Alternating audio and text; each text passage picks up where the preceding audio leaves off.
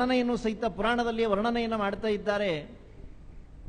ನಾವು ಏನು ಗಳಿಗೆಗಳು ಅಥವಾ ದಿನ, ಮಾಸ, ಪಕ್ಷ ಇತ್ಯಾದಿಗಳನ್ನೆಲ್ಲವನ್ನು ಸಹಿತ ಚಿಂತನೆಯನ್ನು ಮಾಡ್ತಾ ಇದ್ದೀವಲ್ಲ, ಅದನ್ನೆಲ್ಲವನ್ನು ಸಹಿತ ಲೆಕ್ಕ ಹಾಕಿ ಬ್ರಹ್ಮದೇವರ ಒಂದು ಆಯಸ್ಸನ್ನು ಸಹಿತ ಚಿಂತನೆಯನ್ನು ಮಾಡಬಹುದು. 60 ವಿಫಲ ಒಂದು ಫಳ, 60 ವಿಫಲ ಒಂದು ಘಟಿಕ, 60 ಘಟಿಕ ಒಂದು ದಿವಸ, 2 ಘಟಿಕಕ್ಕೆ ಒಂದು ಮುಹೂರ್ತ ಅಂತ ಹೇಳೆಲ್ಲವೂ ಸಹಿತ ತಿಳಿಸುತ್ತಾ 15 ದಿವಸಕ್ಕೆ ಒಂದು ಪಕ್ಷ ಅಂತ ಹೇಳಿ ಆಗ್ತಾ ಇದೆ. 2 ಪಕ್ಷಕ್ಕೆ ಒಂದು ಮಾಸ, 2 ಮಾಸಕ್ಕೆ ಒಂದು ಋತು, 6 ಮಾಸಗಳಿಗೆ ಒಂದು ಅಯನ, ಉತ್ತರಾಯಣ ಇರುತ್ತೆ ಅಥವಾ ದಕ್ಷಿಣಾಯಣ ಇರುತ್ತೆ. 2 ಅಯನಗಳು ಸೇರಿದಾಗ ಒಂದು ಸಂವತ್ಸರವಾಗುತ್ತಾ ಇದೆ. ಈ ಒಂದು ಸಂವತ್ಸರ ದೇವತೆಗಳಿಗೆ ಒಂದು ದಿವಸ. ಮತ್ತೆ ಇದರೊಳಗಡೆಗೆ ಸೌರಮಾನ, ಚಾಂದ್ರಮಾನ ಎಲ್ಲವೂ ಸಹಿತ ವ್ಯತ್ಯಾಸವಾಗುತ್ತೆ. ಅದನ್ನು ಮತ್ತೆ ಮುಂದೆ ತಿಳಿಸ್ತೀನಿ ನಾನು.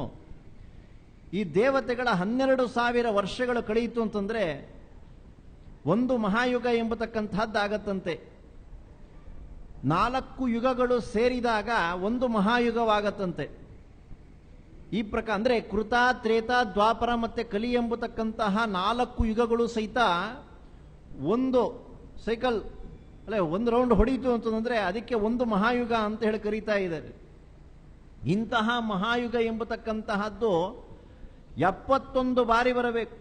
ಅಂದ್ರೆ 71 ಕೃತ, 71 ತ್ರೇತ, 71 ದ್ವಾಪರ, 71 ಕಲಿಯುಗವಾಗಬೇಕು. ಇಷ್ಟು ಕಾಲಗಳು ಕಳೆದ ನಂತರದೊಳಗಡೆಗೆ ಒಂದು ಮನ್ವಂತರ ಅಂತ ಹೇಳ್ತಾ ಇದ್ದಾರೆ. ಈ ಮನ್ವಂತರಗಳು 14 ಕಳೆದ ಸಂದರ್ಭದೊಳಗಡೆಗೆ ಬ್ರಹ್ಮದೇವರಿಗೆ ಒಂದು ಹಗಲು ಅಂತ ಹೇಳಿ ವರ್ಣನೆಯನ್ನ ಮಾಡ್ತಾ ಇದ್ದಾರೆ.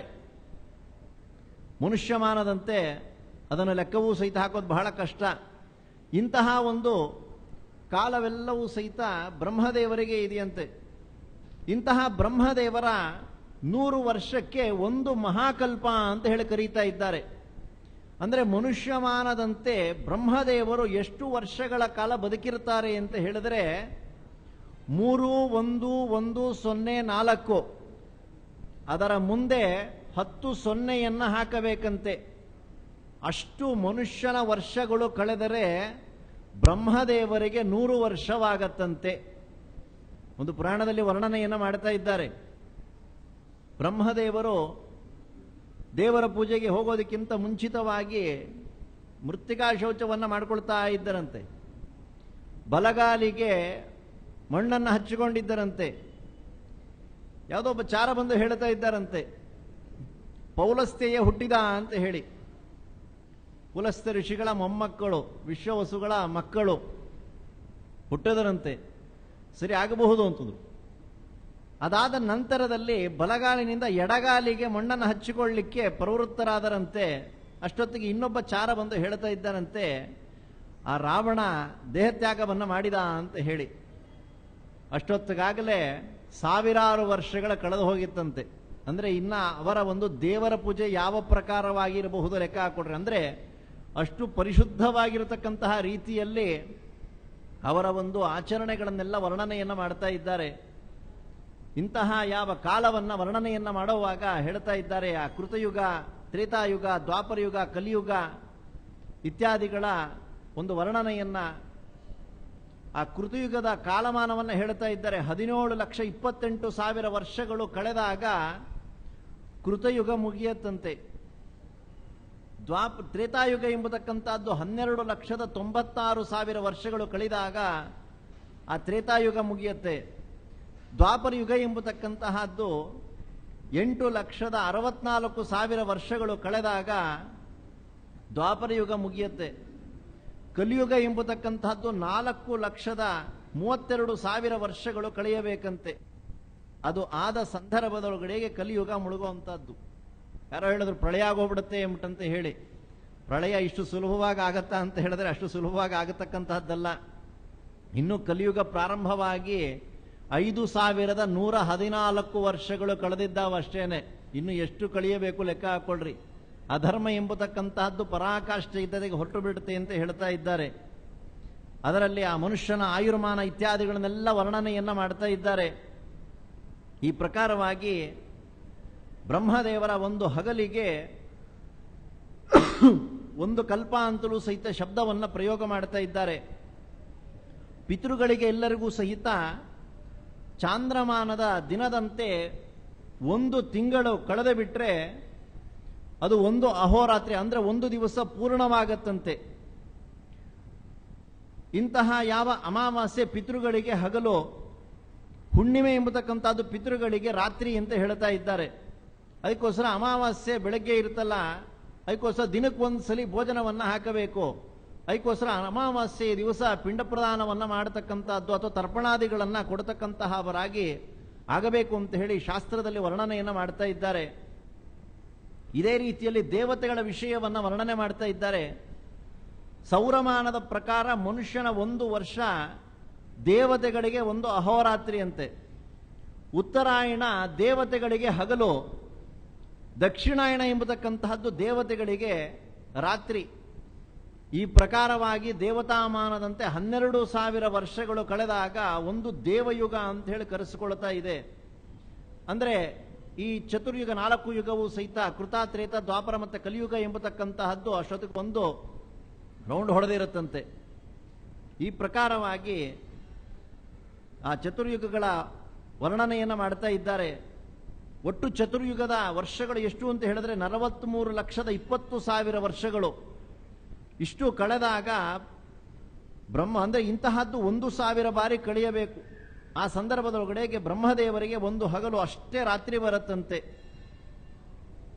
ಇಂತಹ ಬ್ರಹ್ಮದೇವರ ಒಂದೊಂದು ರಾತ್ರಿಯಲ್ಲಿಯೂ ಸಹಿತ ಒಂದೊಂದು ಪ್ರಳಯ ನಡೆಯುತ್ತಂತೆ. ಹಗಲಿನಲ್ಲಿ 14 ಮಂದಿ ಇಂದ್ರದೇವರು ಬಂದು ಹೊರಟು ಬಿಡ್ತಾರಂತೆ. ಆ 14 ಮಂದಿ ಇಂದ್ರದೇವರ ಹೆಸರನ್ನು ಹೇಳ್ತಾ ಇದ್ದಾರೆ. ಯಜ್ಞ ಎಂಬತಕ್ಕಂಥ ಹೆಸರಂತೆ, ಅಂದರೆ ಸಾಕ್ಷಾತ್ ಭಗವಂತನೇ ಇಂದ್ರ ಪದವಿಯನ್ನು ಆಳ್ತಾ ಇದ್ದಾನೆ. ಭಾಗವತದಲ್ಲಿ ವರ್ಣನೆಯನ್ನು ಮಾಡ್ತಾ ಇದ್ದಾರೆ. ಯಜ್ಞ, ರೋಚನ, ಸತ್ಯಜಿತ್ತು, ತ್ರಿಷಿಕ, ವಿಭು, ಮಂತ್ರದ್ರುಮ, ಪುರಂದರ. ಅಂದರೆ ಈ ವೈವಸ್ವತ ಮನ್ವಂತರಕ್ಕೆ ಇಂದ್ರದೇವರ ಹೆಸರು ಯಾವುದು ಅಂತ ಹೇಳಿದ್ರೆ ಪುರಂದರ ಎಂಬುದಾಗಿ. ಹಾಗಿದ್ರೆ ಇಂದ್ರ ಅಂತ ಹೇಳಿ ಶಬ್ದ ಇದೆಯಲ್ಲ ಅಂತ ಹೇಳಿದ್ರೆ ಅದು ಸ್ಥಾನದಿಂದ ಹೇಳತಕ್ಕಂತಹ ಒಂದು ಶಬ್ದ ಅಷ್ಟೇನೆ. ಕೆಲವರು ಬಂತು ಅಂದ್ರೆ IAS ಆಫೀಸರ್ ಬಂದ್ರು ಅಂತ ಹೇಳ್ತಾ ಇದ್ದಾರೆ. IAS ಎಂಬತಕ್ಕಂಥದ್ದು ಒಂದು ಸ್ಥಾನವನ್ನ ಸೂಚನೆ ಮಾಡತಕ್ಕಂಥದ್ದು, ಹೆಸರನ್ನ ಸೂಚನೆಯನ್ನು ಮಾಡತಕ್ಕಂತಹದ್ದು ಅಲ್ಲ. ಹಾಗೆ ಬ್ರಹ್ಮ ಪದವಿ ಎಂಬತಕ್ಕಂಥದ್ದು, ವಾಯು ಪದವಿ ಎಂಬತಕ್ಕಂತಹದ್ದು ಅದು ಅವರ ಹೆಸರಲ್ಲ, ಹೆಸರು ಪ್ರತ್ಯೇಕವಾಗಿರತಕ್ಕಂಥದ್ದು. ಹಾಗೆ ಪುರಂದರ, ಬಲಿ, ನಾವೆಲ್ಲವೂ ಸಹಿತ ಬಲಿಚಕ್ರವರ್ತಿಗಳ ಕಥೆಯನ್ನು ಕೇಳ್ತಾ ಇದ್ದೀವಿ. 100 ಅಶ್ವಮೇಧ ಯಾಗವನ್ನ ಮಾಡಿ ಅವಭೃತ ಸ್ನಾನವನ್ನ ಮಾಡುವಂಥ ಸಂದರ್ಭದೊಳಗಡೆಗೆ ವಾಮನ ರೂಪಿಯಾಗಿರತಕ್ಕಂಥ ಭಗವಂತ ಬಂದು ಭೂದಾನವನ್ನು ಕೇಳುವಂತಹವನಾಗಿ ಆಗುತ್ತಾ ಇದ್ದಾನೆ. ಆ ಕಾಲದಲ್ಲಿ ಭಗವಂತನಿಗೆ 3 ಹೆಜ್ಜೆಯ ಭೂದಾನವನ್ನು ಕೊಟ್ಟಿದ್ದಾರೆ. 3 ಲೋಕವನ್ನು ಸಹಿತ ಭಗವಂತ ಅಳೆದು ಬಿಟ್ಟ. ಕೊನೆಗೆ ಬಲಿಚಕ್ರವರ್ತಿಗಳಿಗೆ ಆಶೀರ್ವಾದವನ್ನ ಮಾಡಿ ರಸಾತಳಾದಿ ಲೋಕಗಳಲ್ಲಿ ಇಡತಕ್ಕಂತಹವರಾಗಿ ನೀವು ಮುಂದೆ ಇಂದ್ರ ಪದವಿಯನ್ನು ಆಳತಕ್ಕಂತಹವರಾಗಿ ಆಗಬೇಕು ಅಂತ ಹೇಳಿ ಆಶೀರ್ವಾದವನ್ನು ಮಾಡಿದ್ದಾರೆ. ಅಂದರೆ ಇದಾದ ನಂತರದೊಳಗಡೆಗೆ ಬಲಿಚಕ್ರವರ್ತಿಗಳು ಅದ್ಭುತ ಎಂಬತಕ್ಕಂತಹ ಅವರು ಶಂಭು, ವೈವೃತಿ, ಋತುಧಾಮ, ದಿವಸ್ಪತಿ, ಶಿಚಿ ಎಂಬತಕ್ಕಂತಹ ಅವರು ಒಟ್ಟು 14 ಮಂದಿ ಇಂದ್ರದೇವರುಗಳು ಆಗುತ್ತಾರಂತೆ. ಇಂತಹ ಯಾವ 14 ಮಂದಿಗಳು ಸಹಿತ ಮನುಗಳನ್ನು ಸಹಿತ ವರ್ಣನೆಯನ್ನು ಮಾಡ್ತಾ ಇದ್ದಾರೆ. ಸ್ವಯಂಭುವ, ಸ್ವಾರೋಚಿಷ, ಉತ್ತಮ, ತಾಪಸ, ರೈವತ, ಚಾಕ್ಷುಷ, ವೈವಸ್ವತ. ಅಂದರೆ ಈಗ ನಡೀತಾ ಇರತಕ್ಕಂಥದ್ದು ವೈವಸ್ವತ ಮನ್ವಂತರ ಎಂಬತಕ್ಕಂತಹದ್ದು. ಸೂರ್ಯ ಸಾವರಣಿ, ದಕ್ಷ ಸಾವರಣಿ, ಬ್ರಹ್ಮ ಸಾವರಣಿ, ಧರ್ಮ ಸಾವರಣಿ, ರುದ್ರ ಸಾವರಣಿ, ದೇವ ಸಾವರಣಿ ಮತ್ತು ಇಂದ್ರ ಸಾವರಣಿ ಎಂಬತಕ್ಕಂತಹ 14 ಮನ್ವಂತರಗಳು ಸಹಿತ ಇದೆಯಂತೆ. ಇಂತಹ ಬ್ರಹ್ಮದೇವರ 100 ವರ್ಷಕ್ಕೆ ಪರ ಅಂತ ಹೇಳಿ ಹೆಸರನ್ನ ಇಡ್ತಾ ಇದ್ದಾರೆ. ಮೊದಲನೆಯ ಪರಾರ್ಧ ಮುಗಿದು ಇವಾಗ 2ನೆಯ ಪರಾರ್ಧ ಎಂಬತಕ್ಕಂತಹದ್ದು ಪ್ರಾರಂಭವಾಗಿದೆಯಂತೆ. 2ನೇ ಪರಾರ್ಧ ಪ್ರಾರಂಭವಾಗಿ ಅಂದರೆ ಬ್ರಹ್ಮದೇವರಿಗೆ ಎಷ್ಟು ಆಯಸ್ಸಾಗಿದೆ ಅಂತಂದ್ರೆ 51 ವರ್ಷಗಳು ಕಳೆದು ಮೊದಲನೆಯ ತಿಂಗಳಿನ 26ನೆಯ ದಿವಸದ ಮೊದಲನೆಯ ಜಾವ ಕಳೀತಾ ಇದೆಯಂತೆ. ಈಗ ಅದರಲ್ಲೂ ಸಹಿತ 2ನೆಯ ಮುಹೂರ್ತ ಅಂತ ಹೇಳ್ತಾ ಇದ್ದಾರೆ. ಈ ಬ್ರಹ್ಮದೇವರ ಒಂದು ತಿಂಗಳಿಗೆ 30 ದಿವಸವಲ್ಲ, ಅದರ ಒಂದು ಹೆಸರನ್ನು ಸಹಿತ ತಿಳಿಸುತ್ತಾ ಇದ್ದಾರೆ ಪುರಾಣದಲ್ಲಿ. ಅದು ಯಾವುದು ಅಂತ ಹೇಳಿದ್ರೆ ಬ್ರಾಹ್ಮ, ಪಾದ್ಮ, ಶ್ವೇತ, ನೀಲಲೋಹಿತ, ವಾಮದೇವ, ರಥಂದರ, ಗೌರವ, ದೇವ, ಬೃಹತು, ಕಂದರ್ಪ, ಸದ್ಯ, ಈಶಾನ, ತಮಸ್ಸು, ಸಾರಸ್ವತ, ಕೌರ್ಮ 15ನೇದು. ಏಕೆಂದರೆ ಈ ಕೌರ್ಮ ಎಂಬತಕ್ಕಂತಹದ್ದು ಬ್ರಹ್ಮದೇವರಿಗೆ ಹುಣ್ಣಿಮೆ ಅಂತ ಹೇಳುತ್ತಾ ಇದ್ದಾರೆ. ಉದಾನ, ಗರುಡ, ನಾರಸಿಂಹ, ಸಮಾನ, ಆಗ್ನೇಯ, ತತ್ಪುರುಷ, ವೈಕುಂಠ, ಲಕ್ಷ್ಮಿ, ಸಾವಿತ್ರಿ, ಅಘೋರೆ, ವರಾಹ.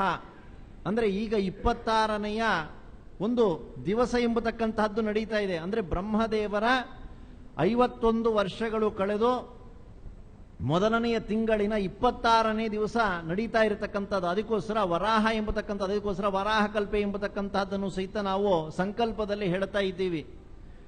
ಮತ್ತೆ 27ನೆಯ ದಿವಸ ವೈರಾಜ, ಗೌರಿ, ಮಾಹೇಶ್ವರಿ, 30ನೆಯ ದಿವಸಕ್ಕೆ ಪಿತೃಕಲ್ಪ ಅಂತ ಹೇಳಿ ಹೆಸರು. ಆದ್ದರಿಂದ ಬ್ರಹ್ಮದೇವರ 30ನೆಯ ದಿವಸ. ಹಾಗೆ ನಾವು ಸಹಿತ ಪಂಚಾಂಗವನ್ನು ತೆಗೆದಾಗ 30ನೆಯ ದಿವಸ ಯಾವುದು ಅಂತ ಹೇಳಿದ್ರೆ ಅಮಾವಾಸ್ಯೆ, ಅಂದರೆ ಪಿತೃಗಳಿಗೆ ಸಂಬಂಧಪಟ್ಟಿರತಕ್ಕಂತಹ ಒಂದು ದಿವಸ. ಹಾಗೆ ಆ ಪಿತೃಕಲ್ಪ ಎಂಬತಕ್ಕಂತಹದ್ದು ಬ್ರಹ್ಮದೇವರಿಗೆ ಅಮಾವಾಸ್ಯೆ ಆಗುತ್ತಾ ಇದೆ. ಇಂತಹ ಕಾಲದಲ್ಲಿ ಕೊಟ್ಟಿರತಕ್ಕಂತಹ ಒಂದು ಪಿಂಡ ಪ್ರದಾನವನ್ನ ಅವರ ಒಂದು ಪೂರ್ವಿಕರಿಗೆ ದೇವತೆಗಳು ಮುಟ್ಟಿಸ್ತಕ್ಕಂತಹವರಾಗಿ ಆಗುತ್ತಾ ಇದ್ದಾರೆ.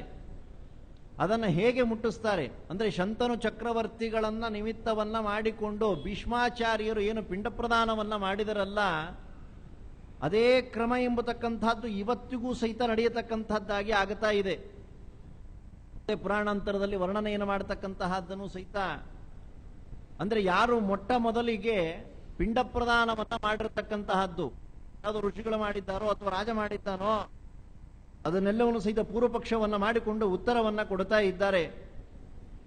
ಇದರ ವಿಷಯವನ್ನು ಅಂದ್ರೆ ಪಿಂಡ ಪ್ರದಾನವನ್ನ ಮಾಡುವಂತಹ ಸಂದರ್ಭದೊಳಗಡೆಗೆ ಅವರ ಪೂರ್ವಿಕರು ಎಲ್ಲೇ ಇದ್ದರೂ ಸಹಿತ ಆ ಪದಾರ್ಥವನ್ನ ತಲುಪಿಸತಕ್ಕಂಥ ಕೆಲಸವನ್ನ ವಸುರುದ್ರ ಆದಿತ್ಯರು ಮಾಡತಕ್ಕಂತಹವರಾಗಿ ಆಗುತ್ತಾ ಇದ್ದಾರೆ. ಇಂತಹ ವಿಷಯವನ್ನೇ ಹರಿಕಥಾಮೃತ ಸಾರದಲ್ಲಿ ವರ್ಣನೆಯನ್ನ ಮಾಡ್ತಾ ಇದ್ದಾರೆ. ಅನ್ನ ಎನಿಸುವ ನೃಪಶುಗಳಿಗೆ ಹಿರಣ್ಯ ಗರ್ಭಾಂಡದೊಳು ಸಂತತ ತನ್ನ ನೀಪರಿಯಿಂದ ಉಪಾಸನೆ ಗೈವ ಭಕುತರನ ಬನ್ನ ಬಡಿಸದೆ ಭವಸಾಗರದ ಮಹೋನ್ನತಿಯ ದಾಟಿಸಿ ಚತುರ್ವಿಧ ಅನ್ನಮಯ ಆತ್ಮ ಪ್ರದರ್ಶನ ಸುಖವನೀವ ಹರಿ. ಎಲ್ಲರಿಗೂ ಸಹಿತ ಭಗವಂತ ಅನ್ನವನ್ನ ಕೊಡ್ತಾನಂತೆ. ಅನ್ನ ಅಂತ ಹೇಳಿತು ಅಂತಂದ್ರೆ ನಾವು ತಿನ್ನತಕ್ಕಂತಹ ಅನ್ನವೇ ಅವ್ರಿಗೆ ಹೋಗುತ್ತೆ ಅಂತಂದ್ರೆ ಅವರಿಗೆ ಯಾವ ಪ್ರಕಾರವಾಗಿ ಪದಾರ್ಥಗಳನ್ನು ಮುಟ್ಟಿಸಬೇಕೋ ಆ ಪ್ರಕಾರವಾಗಿ ಅನ್ನವನ್ನ ಭಗವಂತ ಮುಟ್ಟಿಸ್ತಾ ಇದ್ದಾನೆ. ಅದಕ್ಕೋಸ್ಕರ 4 ಪ್ರಕಾರವಾಗಿರತಕ್ಕಂತಹ ಅವರಿಗೆ ಭಗವಂತ ಅನ್ನವನ್ನ ಮುಟ್ಟಿಸ್ತಾನಂತೆ. ಅದನ್ನೇ ಇಲ್ಲಿ ಹೇಳ್ತಾ ಚತುರ್ವಿಧ ಅನ್ನಮಯ ಅಂತ ಹೇಳಿ ಪದಪ್ರಯೋಗವನ್ನ ಮಾಡ್ತಾ ಇದ್ದಾರೆ. ಈ ಚತುರ್ವಿಧವಾಗಿರತಕ್ಕಂತಹ ಅನ್ನ ಯಾವುದು ಅಂತ ಹೇಳಿದ್ರೆ ಸ್ವಾಹಾಕಾರದಿಂದ ದೇವತೆಗಳಿಗೆ ತೃಪ್ತಿಪಡಿಸ್ತಾನಂತೆ ಭಗವಂತ, ಸ್ವಧಾಕಾರದಿಂದ ಪಿತೃದೇವತೆಗಳಿಗೆ ತೃಪ್ತಿಯನ್ನ ಪಡಿಸ್ತಾರಂತೆ. ಅದಕ್ಕೋಸ್ಕರ ತರ್ಪಣ ಇತ್ಯಾದಿಗಳನ್ನು ಕೊಡುವಂತಹ ಸಂದರ್ಭದೊಳಗಡೆಗೆ ಅವರ ತಂದೆ, ತಾತ, ಮುತ್ತಾತ ಇತ್ಯಾದಿಗಳ ಹೆಸರನ್ನೆಲ್ಲ ಹೇಳಿ ಸ್ವಧಾ ನಮಸ್ತರ್ಪಯಾಮಿ ಎಂಬುದಾಗಿ ಹೇಳಿ ಎಳ್ಳು ನೀರನ್ನ ಬಿಡತಕ್ಕಂತಹವರಾಗಿ ಆಗುತ್ತಾರೆ. ಅದರಿಂದ ಅವರ ಪಿತೃಗಳಿಗೆ ತೃಪ್ತಿ ಎಂಬತಕ್ಕಂತಹದ್ದು ಆಗುತ್ತಾ ಇದೆ. ಇನ್ನು ಮನುಷ್ಯರಿಗೆಲ್ಲವೂ ಸಹಿತ ಫಲ ಎಂಬತಕ್ಕಂತಹದ್ದನ್ನ ಕೊಡ್ತಾ ಇದ್ದಾನೆ.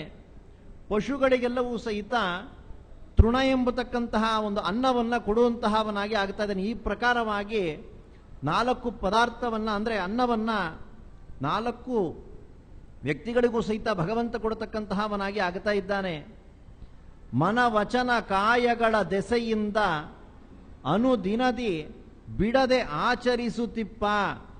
ಒಂದು ದಿವಸವೂ ಸಹಿತ ಬಿಡದಿರ ಮನವಚನ ಕಾಯಗಳಿಂದ ಅಂದ್ರೆ ಕಾಯಕ, ವಾಚಕ, ಮಾನಸಿಕವಾಗಿ ಮಾಡತಕ್ಕಂತಹ ಎಲ್ಲ ಕಾರ್ಯಗಳನ್ನು ಸಹಿತ ಅನುಚಿತೋಚಿತ ಕರ್ಮಗಳ ಸದ್ಭಕ್ತಿ ಪೂರ್ವಕದಿ, ಕೆಲವೊಂದು ವಿಹಿತವಾಗಿರುತ್ತೆ, ಕೆಲವೊಂದು ವಿಹಿತವಾಗಿ ಇರೋದಿಲ್ಲ. ಅಂತಹ ಕಾರ್ಯವನ್ನು ಸಹಿತ ಈ ವ್ಯಕ್ತಿ ಮಾಡತಕ್ಕಂತಹವನಾಗಿ ಆಗುತ್ತಾ ಇದ್ದಾನೆ.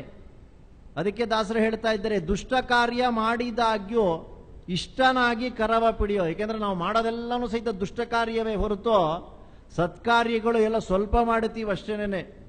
ಹಾಗೆ ಮನವಚನ ಕಾಯಗಳ ದೆಸೆಯಿಂದ ಅನುದಿನ ಬಿಡದೆ ಆಚರಿಸುತ್ತಿಪ್ಪ ಅನುಚಿತೋಚಿತ ಕರ್ಮ ಸದ್ಭಕ್ತಿ ಪೂರ್ವಕದಿ ಅನಿಲ ದೇವನೊಳಿಪ್ಪ.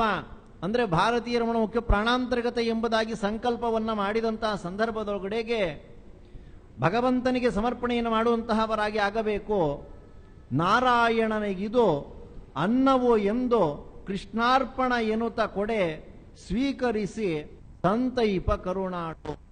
ಏನೇ ಕರ್ಮವನ್ನ ನಾವು ಸಮರ್ಪಣೆಯನ್ನು ಮಾಡಿದ್ರೂ ಸಹಿತ ಕೃಷ್ಣಾರ್ಪಣ ಬುದ್ಧಿಯಿಂದಲೇ ಮಾಡಬೇಕೆ ಹೊರತುನು ಸುಮ್ಮನೆ ಏನೋ ಕರ್ಮವನ್ನು ಮಾಡಿದ್ವಿ ಬಿಟ್ಟು ಅಂತ ಹೇಳ್ತು ಅಂತಂದ್ರೆ ಅದಾಗೋದಿಲ್ಲ. ಯಾವ ಪ್ರಕಾರವಾಗಿ ಸಂಕಲ್ಪವನ್ನು ಮಾಡಿರ್ತೀವೋ ಅದೇ ರೀತಿಯಲ್ಲೇ ಸಮರ್ಪಣೆ ಎಂಬತಕ್ಕಂಥದ್ದನ್ನು ಸಹಿತ ಮಾಡಬೇಕು ಅಂತ ಹೇಳ್ತಾ ಇದ್ದಾರೆ. ಈ ಪ್ರಕಾರವಾಗಿ ವರ್ಣನೆಯನ್ನ ಮಾಡ್ತಾ 7 ವಿಧ ಅನ್ನ ಪ್ರಕರಣವ ಕೇಳಿ ಕೋವಿದರ ಹಾಸ್ಯದಿಂದಲೇ ಆಲಸ ಮಾಡದಲೆ ಅನಿರುದ್ಧ ರೂಪಗಳ ಕಾಲದಿ ನೆನೆದು ಪೂಜಿಸು ಸ್ಥೂಲ ಮತಿಗೆ ಇದನ್ನು ಪೇಳದೆ ಶ್ರೀ ಲಕುಮಿ ವಲ್ಲಭನೆ ಅನ್ನದನು. 7 ವಿಧ ಅನ್ನ ಪ್ರಕರಣವ ಸಪ್ತಾನ್ನ ಪ್ರಕರಣ ಅಂತ ಹೇಳಿ ಕರೀತಾ ಇದ್ದಾರೆ. ಏನು 7 ಅನ್ನ ಅಂತ ಹೇಳಿದ್ರೆ ನಮ್ಮನ್ನು ಯಾರನ್ನಾದ್ರೂ ಸಹಿತ ಪ್ರಶ್ನೆ ಮಾಡ್ಬಿಡ್ತು ಅಂದ್ರೆ 7 ಅನ್ನ ಯಾವುದು ಅಂತಂದ್ರೆ ಚಿತ್ರಾನ್ನ, ಹುಳಿಯನ್ನ, ಮೊಸರನ್ನ ಇದನ್ನೇ ಹೇಳ್ತಾ ಇದ್ದೀವಿ. ಅದೆಲ್ಲ ಅನ್ನ ಅಂತ ಹೇಳ್ತು ಅಂದ್ರೆ 7 ಪ್ರಕಾರವಾಗಿರತಕ್ಕಂತಹ ಅನ್ನವನ್ನ ಶಾಸ್ತ್ರದಲ್ಲಿ ವರ್ಣನೆಯನ್ನ ಮಾಡ್ತಾ ಇದ್ದಾರೆ. ಇಂತಹ 7 ವಿಧ ಅನ್ನ ಪ್ರಕರಣವ ಕೇಳಿ ಕೋವಿದರ ಹಾಸ್ಯದಿಂದಲೇ ಯಾರು ಶಾಸ್ತ್ರವನ್ನು ಅಭ್ಯಾಸವನ್ನ ಮಾಡಿದ್ದಾರೋ ಅವರ ಮುಖಾಂತರವಾಗಿ ಈ ಸಪ್ತಾನ್ನ ಪ್ರಕರಣ ಎಂಬತಕ್ಕಂತಹದ್ದನ್ನ ಕೇಳುವಂತಹವನಾಗಿ ಆಲಸವ ಮಾಡದಲೆ ಸೋಮಾರಿತನವನ್ನ ಮಾಡದಿರ. ಅದನ್ನೇ ಸ್ವಪ್ನಪದದಲ್ಲಿ ವಾದರಾಜರು ಹೇಳ್ತಾ ಇದ್ದಾರೆ, ಆಲಸವ ಮಾಡಿದರೆ ಕೇಳೆನೋ ಕಾಲದೊಳೆನ್ನ ಪೂಜೆಯ ಮೇಲೆಂದೆನಿಸಿ ಮೇರೆ ಕೊಂಡಾಡು ಅಂತ ಹೇಳ್ತಾ ಇದ್ದಾರೆ. ಹಾಗೆ ಆಲಸವ ಮಾಡದಲೆ ಅನಿರುದ್ಧ ಅಧಿರೂಪಗಳ ಅಂದ್ರೆ ಅನಿರುದ್ಧ, ಪ್ರದ್ಯುಮ್ನ, ಸಂಕರ್ಷಣ, ವಾಸುದೇವ ಮತ್ತೆ ನಾರಾಯಣ ಎಂಬತಕ್ಕಂತಹ 5 ರೂಪಗಳಲ್ಲಿಯೂ ಸಹಿತ ಭಗವಂತ ಹೇಗೆ ನೆಲೆಸಿದ್ದು ಅವರವರಿಗೆ ಕೊಡಬೇಕಾಗಿರತಕ್ಕಂತಹ ಅನ್ನವನ್ನ ಹೇಗೆ ಕೊಡ್ತಾ ಇದ್ದಾನೆ ಎಂಬತಕ್ಕಂತಹದ್ದನ್ನ ಸೂಕ್ಷ್ಮಮತಿಯಾಗಿ ನೀನು ಚಿಂತನೆಯನ್ನ ಮಾಡಬೇಕು. ಕಾಲದಿ ನೆನೆದು ಅಂದ್ರೆ ಯಾವ ರೂಪವನ್ನ ಚಿಂತನೆಯನ್ನ ಮಾಡಬೇಕು ಅಂದ್ರೆ ಪಿತಾಮಹ ಪ್ರಪಿತಾಮಹರಲ್ಲಿ ವಸು, ರುದ್ರ, ಆದಿತ್ಯರು ಅವರ ಅಂತರ್ಯಾಮಿಯಾಗಿರ್ತಕ್ಕಂತಹ ಭಾರತೀಯ ನೋಡಕ ಪ್ರಾಣಾಂತರ್ಗತನಾಗಿರ್ತಕ್ಕಂಥ ಪ್ರದ್ಯುಮ್ನ, ಸಂಕರ್ಷಣ, ವಾಸುದೇವನನ್ನು ಚಿಂತನೆಯನ್ನು ಮಾಡಬೇಕು. ಅವರ ರೂಪಕ್ಕೆ ಇವರ ಹೆಸರು, ಇವರ ರೂಪಕ್ಕೆ ಅವರ ಹೆಸರನ್ನ ಎಂದಿಗೂ ಸಹಿತ ಹೇಳಲಿಕ್ಕೆ ಹೋಗಬಾರದು. ಆ ಪ್ರಕಾರವಾಗಿ ಕಾಲದಿ ನೆನೆದು ಪೂಜಿಸು. ಆ ದೇವತೆಗಳನ್ನೆಲ್ಲರೂ ಸಹಿತ ಪೂಜಿಸತಕ್ಕಂತಹವನಾಗೋ ಇಂತಹ ರಹಸ್ಯವಾಗಿರತಕ್ಕಂಥ ವಿಷಯವನ್ನ ಸ್ಥೂಲಮತಿಗೆ ಇದನ್ನು ಪೇಳದೆ. ಸ್ಥೂಲಮತಿ ಅಂತ ಹೇಳ್ತಂದ್ರೆ ಸ್ಥೂಲ ಅಂತಂದ್ರೆ ದಪ್ಪದಾಗಿರುವಂತಹದ್ದು, ಅಂದ್ರೆ ದಪ್ಪದಾಗಿ ತಿಳ್ಕೊಂಡಿರ್ತಾರಲ್ಲ ಅವರು ಅಂತ ಹೇಳ ಆ ರೀತಿಯಲ್ಲ ಅಲ್ಲ. ಬುದ್ಧಿಂದಿರತಕ್ಕಂತಹ ಅವರಿಗೆ ಎಂದೂ ಸಹಿತ ಹೇಳಲಿಕ್ಕೆ ಹೋಗಬೇಡ. ಅಷ್ಟೇ ಅಲ್ಲದಿರ ಬರೀ ಪೂರ್ವಪಕ್ಷವನ್ನೇ ಮಾಡತಕ್ಕಂಥ ವ್ಯಕ್ತಿಗಳಿಗೂ ಸಹಿತ ಇದನ್ನ ಹೇಳಲಿಕ್ಕೆ ಹೋಗಬೇಡ ಅಂತ ಹೇಳ್ತಾ ಇದ್ದಾರೆ. ಶ್ರೀ ಲಕ್ಷ್ಮಿ ವಲ್ಲಭನೆ ಅಂದ್ರೆ ಸಾಕ್ಷಾತ್ ಭಗವಂತನೇ ಎಲ್ಲರಿಗೂ ಸಹಿತ ಅನ್ನವನ್ನ ಕೊಡತಕ್ಕಂತಹ ಅವನು ಅಂತ ಹೇಳಿ ಚಿಂತನೆಯನ್ನ ಮಾಡಬೇಕಂತೆ. ಅಂದ್ರೆ ಈ ಶ್ರಾದ್ದವನ್ನ ಮಾಡಿರತಕ್ಕಂತಹ ಕಾಲದಲ್ಲಿ 7 ಪ್ರಕಾರವಾಗಿರತಕ್ಕಂತಹ ಅನ್ನವನ್ನ ಸಮರ್ಪಣೆಯನ್ನ ಮಾಡ್ತಾರಂತೆ. ಮಾಡಿರುವಂತಹದ್ದು ಒಂದೇ ಅನ್ನ, ತಪ್ಪಲೆ. ಅದನ್ನು ಪುರೋಹಿತರು ಏನು ಹೇಳ್ತಾರೆ, ಎಲೆಗೆ ಬಡಿಸಿ ಅಂತ ಹೇಳ್ತಾರೆ. ಎಲೆಗೆ ಬಡಿಸ್ತಾರೆ, ಅನಂತದೊಳಗಡೆಗೆ 3 ಪೀಠವನ್ನ ಕಟ್ಟುತ್ತಾರೆ. ಇದೆಲ್ಲವನ್ನು ಸಹಿತ ಅವರೆಲ್ಲ ಏನು ಪುರೋಹಿತರು ಹೇಳಿರ್ತಾರೋ ಅದೆಲ್ಲ ಮಾಡ್ತಾರೆ. ಆದರೆ ಅದರ ಮಧ್ಯದಲ್ಲಿ ನಡೆಯತಕ್ಕಂತಹ ಕಾಲದಲ್ಲಿ 7 ಪ್ರಕಾರವಾಗಿರತಕ್ಕಂತಹ ಅನ್ನವನ್ನ ಆಯಾಯ ವ್ಯಕ್ತಿಗಳಿಗೆ ಸಮರ್ಪಣೆಯನ್ನು ಮಾಡತಕ್ಕಂತಹವರಾಗಿ ಆಗಬೇಕು ಅಂತ ಹೇಳ್ತಾ ಇದ್ದಾರೆ. ಅದನ್ನು ಸಹಿತ ವರ್ಣನೆ ಮಾಡ್ತಾ ಇದ್ದಾರೆ. ಅಗ್ನೌಕರ್ಣೇನ ದೇವಸ್ಥಾಹ ಸ್ವರ್ಗಸ್ಥಾಹ ವಿಪ್ರಭೋಜನೆ ಯಮಸ್ಥಾಹ ಪಿಂಡದಾನೇನ ನರಕೆ ವಿಕಿರೇಣತು ಉಚ್ಚಿಷ್ಟೇನ ಚ ಪಿಶಾಚಾಹ ಅಸುರಾಹ ಭೂರಿಭೋಜನಾತ್ ದಕ್ಷಿಣೇನ ಮನುಷ್ಯಾದ್ಯಾಹ ಶ್ರಾದ್ಧೇ ಸಪ್ತ ವಿಧೀಯತೆ.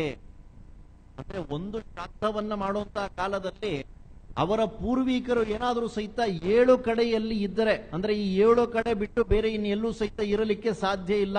ಈ 7ರೊಳಗಡೆಗೇನೆ ಇರಬೇಕು ಅಂತ ಹೇಳ್ತಾ ಇದ್ದಾರೆ. ಇಂತಹ 7 ಕಡೆಯಲ್ಲಿದ್ದರೂ ಸಹಿತ ಭಗವಂತ ಮಕ್ಕಳಾಗಿರತಕ್ಕಂಥ ಅವರು ಕೊಟ್ಟಿರತಕ್ಕಂಥ ಪಿಂಡ ಪ್ರದಾನವನ್ನು ಅವರಿಗೆ ಮುಟ್ಟಿಸ್ತಕ್ಕಂತಹವರಾಗಿ ಆಗ್ತಾ ಇದ್ದಾರಂತೆ. ಅದು ಯಾವುದು ಅಂತ ಹೇಳಿದ್ರೆ ಮೊದಲನೆಯದನ್ನು ಹೇಳ್ತಾ ಇದ್ದಾರೆ, ಅಗ್ನೌಕರ್ಣೇನ ದೇವಸ್ಥಾಹ. ಅಗ್ನೌಕರ್ಣ ಎಂಬತಕ್ಕಂತಹದ್ದನ್ನ ಮಾಡಿದಾಗ ಅವರ ಪೂರ್ವಿಕರು ಏನಾದರೂ ಸಹಿತ ದೇವತಾ ಲೋಕಗಳಲ್ಲಿ ಇದ್ದರೆ ಆ ಪದಾರ್ಥ ಎಂಬತಕ್ಕಂತಹದ್ದು ಅವರಿಗೆ ಹೋಗಿ ಮುಟ್ಟತ್ತಂತೆ. ಅಗ್ನೌಕರ್ಣ ಎಂಬತಕ್ಕಂತಹದ್ದು ಯಜುರ್ವೇದಿಗಳ ಒಂದು ಕರ್ಮವನ್ನ ಪಿಂಡ ಪ್ರದಾನವನ್ನ ಮಾಡುವಂತ ಸಂದರ್ಭದಲ್ಲಿ ಉಕ್ತವಾಗಿರತಕ್ಕಂಥ ವಿಷಯ. ಹಾಗಿದ್ರೆ ಋಗ್ವೇದಿಗಳಲ್ಲಿ ಯಾವುದು ಅಂತ ಹೇಳಿದ್ರೆ ಪಾಣಿಹೋಮ ಅಂತ ಹೇಳಿ ಕರೀತಾ ಇದ್ದಾರೆ. ಅಂದ್ರೆ ಋಗ್ವೇದಿಗಳಲ್ಲಿ ಕೈಯಲ್ಲಿ ಏನೇ ಅಗ್ನಿ ಇರುತ್ತೆ, ಅದಕ್ಕೋಸ್ಕರ ಋಗ್ವೇದವನ್ನ ಯಾರು ಆ ಅಧ್ಯಯನವನ್ನ ಆ ಶಾಖಕ್ಕೆ ಸಂಬಂಧಪಟ್ಟಿರತಕ್ಕಂಥ ವ್ಯಕ್ತಿಗಳಿದ್ದಾರೋ ಅಂತಹ ವ್ಯಕ್ತಿಗಳು ಶ್ರಾದ್ದವನ್ನ ಮಾಡಿದಾಗ ಎಲೆ ಒಳಗಡೆಗೇನೆ ಆ ಒಂದು ಸ್ವಧಾ ಇತ್ಯಾದಿಗಳನ್ನ ಹೆಸರನ್ನು ಹೇಳ್ತಕ್ಕಂತಹವರಾಗಿ ಅಗ್ನೇಯ ಕವಿವಾಹನಾಯ ಸ್ವಾಹ ಅಂತ ಹೇಳಿ ಮಂತ್ರಗಳನ್ನೆಲ್ಲ ಹೇಳಿ ಆ ಒಂದು ಸ್ವಧಾ ಇತ್ಯಾದಿಗಳನ್ನೆಲ್ಲೂ ಸಹಿತ ಬಿಡಿಸ್ತಕ್ಕಂತಹವರಾಗಿ ಆಗುತ್ತಾ ಇದ್ದಾರೆ.